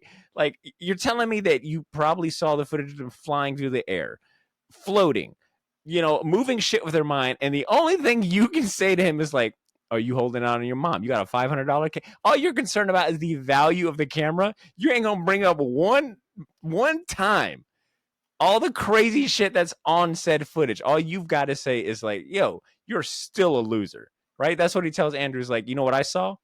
You being a fucking loser. It's like, bro, are you serious? You didn't see me flying through the air? Fam, you ain't see me push this car, bro? Like, Yeah. hold on. Like, I'll what say, you mean? The supporting cast for this movie, I think a lot of them are a little one-dimensional, because, it's like his dad is only an abusive dad. Casey, the only really girl in this movie, is a blogger, and you don't know nothing else about her. Like, she's kind of just a vehicle to have another camera in the movie. I'm about to say she's just another point of view, essentially. Yeah, exactly. You don't Window dressing. Yes. Yeah. Mm-hmm. So I will say this movie does lack in a strong supporting cast, but I guess it makes up for it in having some very strong leads. All right, Jose, go ahead and read the last of these and send us home, man. Let's do this. That's cool. Phone unlock. Why did you? Oh no. Where am I? Okay, here we go. Very professional, Jose. Very professional. We got company here, and you're making me look bad. Ruining it. I know. Yep, you really are. The power of podcast editing, though, it's going to be such a no. cool... We're leaving it in. There it is. I was like, wait, what the fuck am I doing? Where am I at? This desperate to pay for his mother's treatment, Andrew disguises himself with his father's firefighter gear and uses his powers to rob a gang and a gas station, inadvertently causing an explosion that puts him in the hospital and in police custody.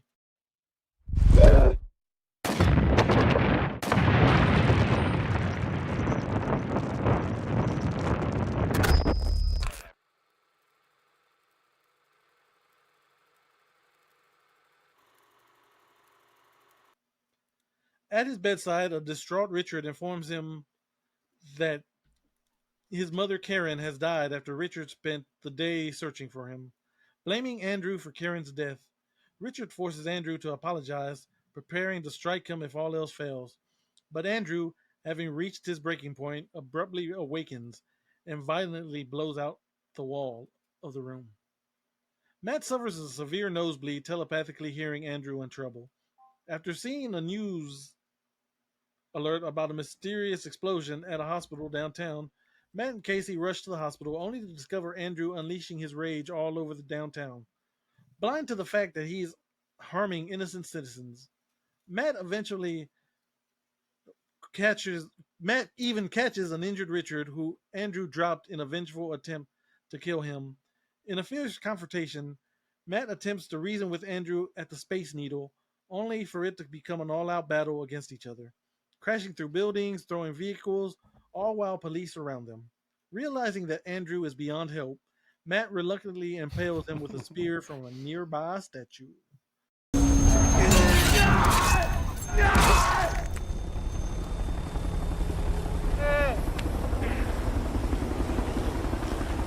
And escapes before police could catch him. Sometime later, Matt lands in Tibet, not Trubet, but Tibet, with Andrew's camera. He films one last video where he apologizes to Andrew, who he claimed wasn't a bad person to begin with, vows to use his powers for good, and promises to discover the truth about what happened to them. He points the camera at the monastery in the distance before flying away, leaving the camera behind. How badass would it be though if the final person that shows up as a surprise cameo is Alec Trebek floating down from the Tibetan monk monastery, and he's like, "I will teach He's you one the of the ways of this monks? power." Yeah, he's like, Exactly. "I had these powers, and I will teach you the ways." That would have been a great ending. What is He'd have been shocking ending for 500? Yeah, I think exactly. He's like, I think this point when the whole hospital scene and where Andrew kind of like spazzes out, it absolutely wears its Akira influence and love letter on its sleeve, right? Like Andrew is literally in hospital garb, bandages. You know, he survived an explosion. You know, like he's kind of battle damaged himself. I was like, you know, having seen and read Akira after the fact, it's like it is so plainly obvious. I thought Kanye West was going to show up too. I think they all I was hearing in my mind during that scene was the fucking harder, stronger, Yeah. fast, stronger, just playing in the background. And I was just like no, get out of my head. Akira! Like, no. Kanye beat in my head, just Kanye and Daft Punk, just like, no. There's no. Oh my It was God. pretty much straight chaos. I mean, this is Yeah. where I think the shaky cam. This is the part of the shaky cam like films that always get me as someone that like just suffers from motion sickness. It was all over. It was kind of hard to follow at times, and I think it might have been a creative choice to like represent the chaos of everything and just how devastating Andrew's powers were. I will say though, I don't know if Matt should have immediately jumped to impaling his cousin with a spear. Because looking back at this, I'm like, well, Andrew's just kind of yelling really loud and smashing glass. Does that warrant him getting impaled? I don't know. I mean, you tried to kill your dad, brother. Like there's no okay, for the folks that are below the hospital, they are seeing a person fly in the air with hanging another person upside down and drops that bitch. There's no coming back from that. Yeah. Now, do you Like, want some trivia on that, Shaggy, real quick? Yeah, go ahead. What's the trivia? I did read this in trivia. Like, apparently, so they wanted this movie to be rated R. Huh. Originally. Makes sense. Okay. Makes a lot of sense. They were like, no, because you're a new director, and the R rating will kind of restrict the audience. Interesting. So they were like, okay, we can make this PG-13. So originally, what's his name? Andrew was gonna do to the dad what he did to that spider. Oh, he's gonna split him by the arms and legs. Yeah, just rip every limb from him. Wow, that would have been insane. That was gonna be like the original. Because if you recall, Andrew wakes up from his coma hearing his dad. Oh, once again, like there is nothing redeeming about his dad. No, and I think there could have been, because I mean, I think his backstory was he was a firefighter who got injured on the job, could no longer work as a firefighter, He's Mhm. collecting unemployment, but he's also a drunk. He's probably depressed himself. His wife is, dying of cancer. I think there was more to his dad that they could have explored to at least Oh, make him somewhat definitely. redeeming. Mhm. But they were like, Yeah. nope, Michael Kelly, we want you to just be a straight piece of shit. Yeah. So Yep. when Richard is talking to Andrew, who is literally in a coma, and all Richard could think about is blaming him for the death of his wife, who was succumbing to fucking cancer, by the way. It's like, what was Mhm. Andrew going to do? That, I think was really the breaking point for Andrew. It's like, not only is his only friend dead, but the only person who cared about him, his mom, is dead, which I thought was interesting that they killed her off camera. I thought was kind of was an interesting Probably a choice. lack of time. Yeah, you Probably know what I'm cut saying? for Like, this time. movie just needed, I think, 15 more minutes to flesh just certain things and maybe Mhm. show rather than tell. But Andrew going on a rampage, it's like by the end of it, you're like, he's kind of justified, which I mean, I'm saying this like his actions make him a villain, but you're like, it's hard not to be like, well, yeah, he's a fucking teenager who's got a shitty life and he's got like, a nuclear weapon. So, Yeah. Pretty much. man, The crash out was justified, Yeah, but like I was just thank about you, to say, Shaggy. you that took was the words just from my mouth. Was justified. the You crash know? out was justified. That motherfucker was like, you know what? That's all I can stand, and I can't stand no more. He's just Mhm. like, yo, I'm getting rid of my biggest op and my father, and then Yeah. I want to just get the fuck out of it. And then it was crazy because my whole thing is, I think if he would have just dropped his dad, that motherfucker would have flown off. He was pissed. Andrew was pissed at Matt. Like, why the fuck did you save him? Yeah. Yeah. Why? That's immediately what he says. It's like, why did you Yeah. catch him? I thought it Why was, did you catch him? I thought it was pretty cool them like fighting and they're flying through buildings and going through like people's living rooms and things like that. It did really ramp up very quickly because like, there isn't much action, there isn't much Mm-mm. fighting or choreography in this movie. But the last 10 minutes, I think it's like not even 10 minutes, they really ramp it up, and I kind of wish I would have seen a little more of that.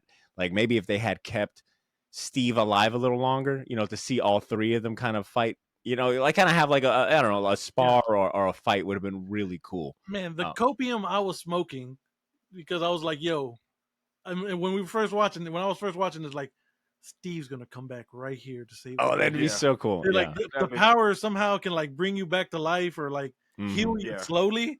That's why he's gonna come back and save the day any minute now. Yeah. Oh, And please that don't motherfucker get- I do never think showed up. I do think it's cool that they never explain how they're telepathically bonded, Yeah. or bond, but like the nosebleeds. Yeah. You know what I'm saying? Like this movie, they didn't need to explain all of that because it's like, well, look, they got their powers together, they're tied together. But They vaguely touched on it. Like, I can hear the other one. oh, okay, Yeah, he's like, yo, do you not hear that? And they were like, and then even Steve was like, dude, I got this Yeah. nosebleed and I heard you up here. Shaggy, Like, I heard you up here. I'm glad you said ahead. that because I had a note that I think the audio design makes up for a lot of things that they don't want to explain, or maybe they didn't even have the. I mean, we said this was a $15 million budget, which is In not, 2012. which is not In shot, right? 2012. Yeah. No. Yeah. no. But they rely on audio cues a lot. Mhm. Like that screech that it almost sounds like like that screeching sound to showcase like anytime Andrew's using his powers or he's having kind of like a mental kind of breakdown. I thought the audio design was really cool in a lot of this. Yeah. Like, it's just like, and of course, $15 million around that 2012. That's not, especially your first movie. Mhm. You're gonna have to pay the actors and everybody Yeah, else. a lot of shortcuts you got to take. Yeah, so it's like, hey, we got to condense this because this movie could have been close to 2 hours, but it was only like 83 minutes. Yeah. It Like, was not cool. even your Yeah. typical I think 90-minute long flick. I think they, yeah, exactly, and that's what I'm saying. It could have, I think, benefited from just a little more screen time to like fill in some of the gaps and make smoother transitions. I think they might have spent all of their budget on that airplane scene where they're first Yeah. learning to fly, and that big ass airplane, messes them all up, and they're falling through the sky. That scene is probably one of my favorites in this because you got to think like, yeah, if you're also having the ability to fly, you got to worry about big ass fucking airplanes. Yeah, that shit still to this day. I'm like, how the fuck did y'all fly? I was like, how? How did y'all not? It's like, he's like, y'all hear that? It is just fucking. That was early in the movie for people but like, other than that though, like that fight scene, that choreography and everything, it was a little dark to me. But like, and I'm not talking Very about dark. tone. It was no. Yeah. Visually very dark. Yeah. That's what I'm Yeah, saying. because at that point it's switching from like Camera regular to camera to, someone's like, camera the phone. cell Yeah, phone, the like security footage, and it just like it's showing hmm all type of it stuff. gets a little jarring for sure, and I Yeah, think it ends kind of abruptly when Yeah. Matt impales Andrew. So I think yeah, it just kind of fell victim to hey, it's time to wrap this up by now. Yeah, and then like and then he's like, okay, we got to get out. And then we also have because Andrew legitimately loved his cousin. Andrew was like, all right, yeah, he went to the bed. He's like, hey man, we're gonna figure out all this shit. I'm gonna figure out what's gonna happen to us. And then he is like, but see, I'm at Tibet. What you mentioned, just to memorize you. You weren't a bad person. You just had a shitty circumstances, yeah. and you that the crash out was deserved. So he did what he did for his cousin, and funny thing enough, I'm looking at this. They were actually planning a sequel to Hmm this in like Yeah. 2021 with all female led cast, and I'm down for that because it was like if that fucking shit was still down there, like y'all could still get some powers from it. Shaq, But like, is that just not so the craft?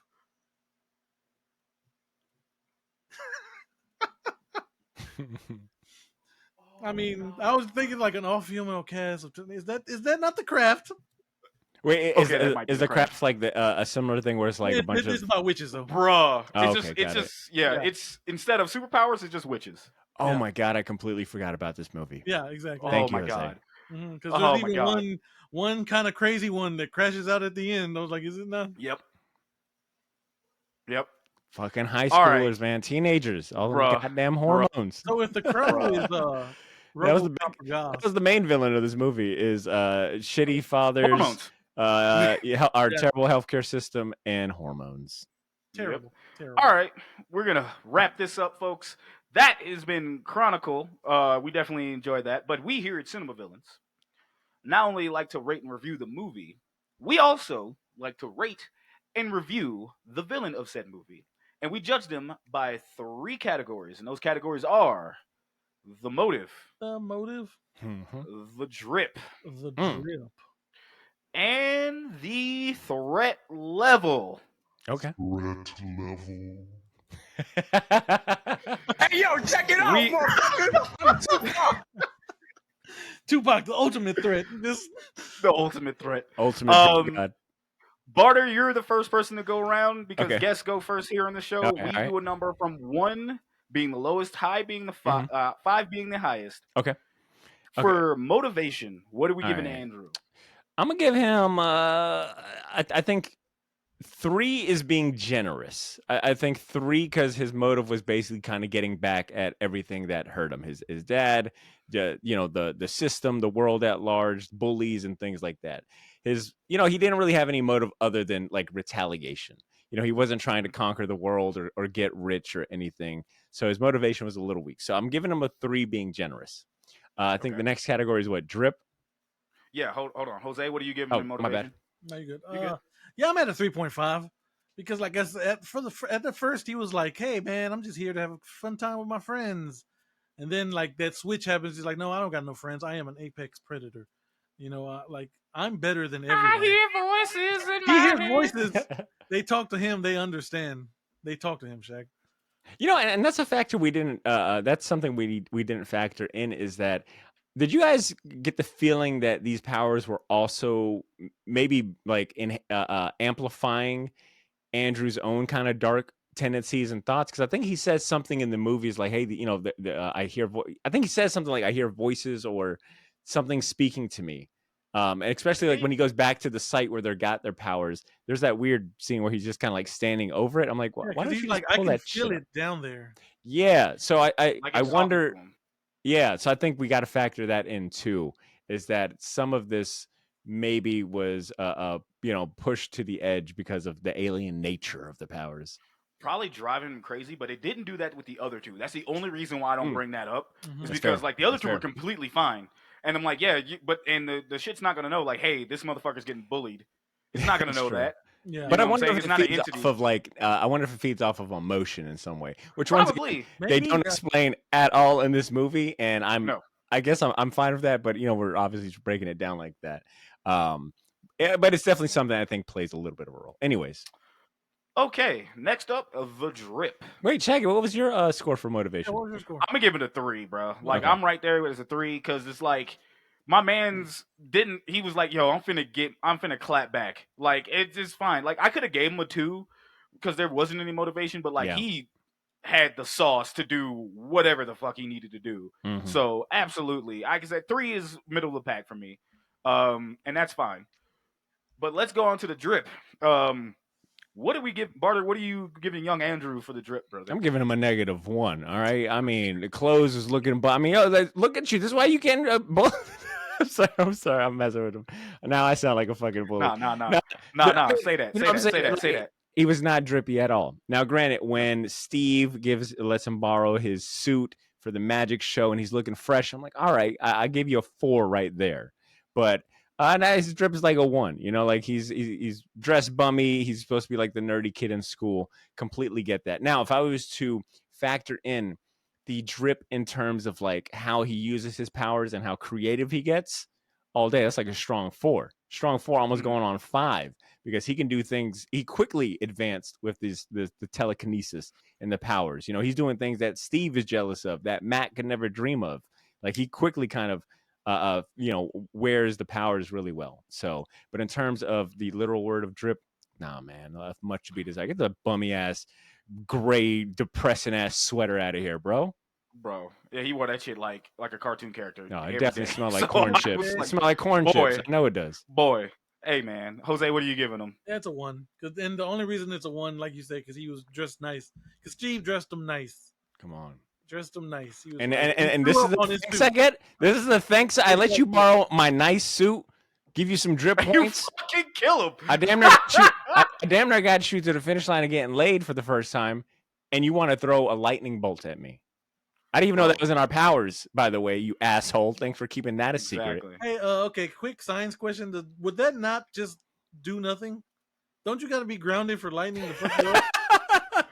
Bro, I didn't even think about that. Wow, another plot. Hey, Yeah, we're man. poking holes now. Yeah, plot holes. Now we're That's just what I'm finding the holes. That was such a thinking more about how this movie could have been. Now, granted, I say once again, I still like this movie a lot. Even rewatching, I'm like, Yeah. man, this is really good. But they could have went at. I think the lightning bolt was a little bit of a cop out. But once again, they probably ran out of budget. They're like, yo, we just CGI'd a giant airplane. We're working on pennies now. Anyways, Shaggy. Yeah, I'm gonna give him a 1.5 because the young man was handsome with the suit on, right? Yeah. Like I give him that. I'm like, oh, my man clean up nice when he's not fucking miserable. He's not dreamy. I think if he would have leaned into the dreamy eye color, he could have been well off. Yeah, if he took a shower, he cleaned up nice. I also give him a 1.5 because he definitely had the fucking even though he had his ass flowing in the wind, the whole fucking hospital gown outfit, crazy shit was going on. That was kind of villainous shit. I'm like, okay, that's fucking Akira to his point. I was like, I can give him that. Like that's like tapped in. Do we rate his fucking supervillain outfit, the fucking evil firefighter? I mean, that's why I'm. Oh I forgot about that. no, it wasn't in the movie long enough. If he was fucking around with it, I would have been like doing that. He just got, and then he got clapped in it. Jose, that actually would have been a cool visual if they would have leaned into that a little longer. Like him wearing that firefighter suit, and that's like what he wears, kind of like becoming a villain. Like that's his villain outfit and costume. I think that would have been really cool. But they were like, "No, we need to show that we love Akira," which I'm not. Yeah. No, you're right. Yeah, if he definitely had time more in that drip would have been in there because I was like, oh boy, all right, finally, and this is probably the easier one out of the first two. Barter, what are we giving him for a threat level? Oh, a strong 4. I mean, you saw what he could do. The cops stood no chance. I think he stops. Doesn't he stop the bullets? They fire a bunch of bullets at him, and he's able to stop them. Am I mistaken, or is he stopping the glass? Regardless, he can. That I think that's what I like about telekinesis. It's such a cool plot point because you could do so much. You could show, you could stop bullets and fly. You could lift heavy things. I think it leads to a lot of creative decisions or opportunities, and they do stuff a lot of. I think they explore, at least touch on a wide range of his powers. Maybe not as deep as you would want, but clearly, I think if Andrew had proceeded to live and really buy into his own bullshit that he's this apex predator and he's got this god complex and he let it build, I think he could have been absolutely devastating. So yeah, but still, with the size of the chip on his shoulder, he was very scary when he finally snapped. Jose. Man, I'm leaning towards 5 Yeah. because even the other guy with powers wasn't strong enough to beat him. Not at Kind of all. like he kind He of had to get- snuck attack. He snuck him. That's how he won. Mm-hmm. Yeah, and also he was starting to get. We forgot to talk about this one scene when he rips the teeth out, and he's immediately in the restroom. So he's like, "So this tooth, Oh, this he's one yeah. right here, He's I got lost a it. good, Motherfucker I got losing a his good mind. grip on it, and just So it's this. He's like, I lassoed it. I'm like, my brother in Christ. Lasso He's what? like, these weren't that great. Yeah. I'm like, oh, you're Oh. I think that adds to that threat level where he's Yeah. like he's purposely trying to push the extent of his powers and brutality, and he's trying to like fine tune. So yeah, he's a very menacing guy. Yeah, I'll give it So a 5. Barter's- Yeah, You give him a 5? Yeah. To Barter's credit, I was gonna give him a 4.5. Okay. But originally I was like, no, brother's a 5 because it's not the fact that he got clapped, he just got snuck, like you just say. Yeah. But like he could have wiped everyone fucking out. Yeah. Legitimately wiped everyone out. And imagine if he knew how to play like a fucking video game or some shit. Oh, brother, done. Everyone's cooked. Like we just gone. Go I ahead. think the threat level is also amplified because he's got nothing to lose at this point. His mom is dead. His only friend is dead. He doesn't give a shit about his dad. I mean, not that he should, anyways. No. Like he's got nothing to lose. So he could have absolutely, I think, just gone nuclear had he not been. Yeah, snuck. Brother could have just took all that shit out, man, straight up. But folks, before we head out, Barter, can you give us your favorite cinema villain moment? Favorite from this movie? Yes, I will say. Oh, okay. Now, when we do cinema villain moments, you can think of your favorite part of the movie, or something that the villain itself did that was like, "Yo, this is peak." I think my favorite overall scene is really like them kind of just that middle scene of the only really joy and happy moments you get to see in Andrew's life of them being friends and learning it. There's something just kind of charming about seeing them playing around with their powers. But I think the true villainous moment is watching Andrew snap in the hospital bed, waking up from his coma, and immediately gets through to thrashing everything. I thought that was like a really cool kind of turning point where it's like, oh shit, the movie's really ramped up now. You really get to see the extent of Andrew's powers and just how, out of his mind he's gotten. That explosion, the explosion to his, him hovering and holding his dad above the ground was peak cinema villain in this movie. Jose, what's yours? I'm gonna say the junkyard scene. Hmm. He crushes the car because I'm like, at that point, okay, you're gone. Mhm. Because he that's when he gave the camera the apex predator speech, and he's like, yeah, they're the top of the food chain. Like no one can touch them, and he's talking about himself. Yeah, he's definitely bought into his own bullshit for sure. Yeah, and then like, he just crushes that car in the background, like nothing. I guess what's a little silly but also threatening is that it is such edgelord behavior to be like, he obviously just learned about. He literally says, "I just learned about Apex Predator." Now that's his whole personality, right? Yeah, it's like that is He such literally did that. immature mindset, but in the like he's an immature kid, so like it's believable that it's like, oh, that's his whole personality, and he believes it. He doesn't have the age or the knowledge to like know better, and I think that's what's really scary. Is like he of course he doesn't know any better, and he's buying into it, and he's got the means to deliver on it. Exactly, but he watched the wrong YouTube channel. Boy, went down the wrong hole, brother. Yeah. Just like, oh no. It's like, yo, bro, be more like Matt, all right? I mean, he's spewing absolute bullshit and philosophy 101, but at least he's chill. Smoke some weed with your cousin. That's what it is. Smoke some weed, bro. That's Smoke it. some Chill weed the with your fuck out. cousin. Chill. Chill the fuck out. Chill the fuck out. Mine. Now, I'm a fun-loving guy, so my first pick would have been like the fucking when they're throwing the ball at each other, and that shit he hits that curveball and knocks fucking Michael B. Jordan smooth the fuck out. That right there. But if I had to think of a villain moment, the part with the spider, because that was just like, oh fuck, okay, he knows what he's doing now.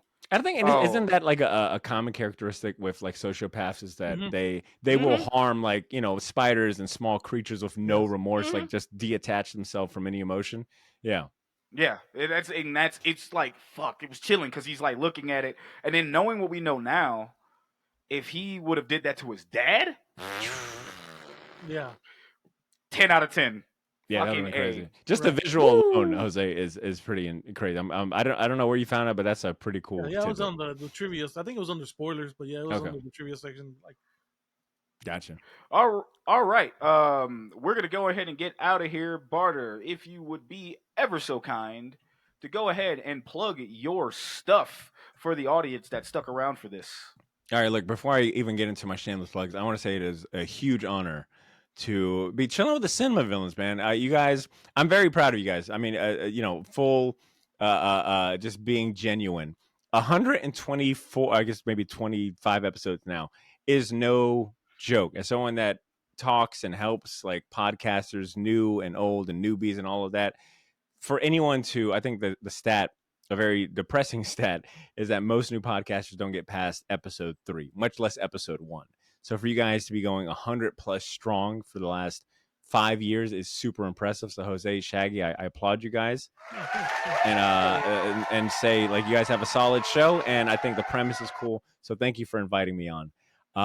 And I guess with that being said, if you want to hear me talk about comic books and villains in comic books and other pop culture things, I host the SHORTBOX podcast. It's one of the longest running weekly comic book podcasts out there. I've been doing this since 2012. I would like to think I know a thing or two about podcasting. So if you like comic books and you want to hear me talk about MCU and comic book villains and things like that, check out the SHORTBOX. I think if you're a fan of the cinema villains banter and friendship and the jokes here, you'll enjoy the SHORTBOX. And one more selling point to the cinema villains audience, Shaggy Black might as well. I mean, it's official. You are definitely like our honorary co-host. There's so many episodes of Shaggy Black. It's ridiculous. Hell, I mean, just last year you were on the podcast. So if you want to hear Shaggy Black in a different element, come check out the SHORTBOX podcast. I appreciate you, my man. Oh, and Jose, I'm gonna go ahead and say also, I'm sorry. yeah. Go ahead. Jose, I appreciate your patronage. You're a patron of the show. A long time. I don't know how long now, but I genuinely want to say thank you for supporting the show. It means a lot to me, like truly. So thank you. Yeah, of course. I only do that for shows I love and really respect. So yeah, thanks, man. Thank you. You're awesome. Really appreciate that, man. Jose, close us out, brother. All right, and as always, we here at Cinema Villains, we love you. Please take care of yourself. And it's now time to bid you adieu. Adios. Ooh.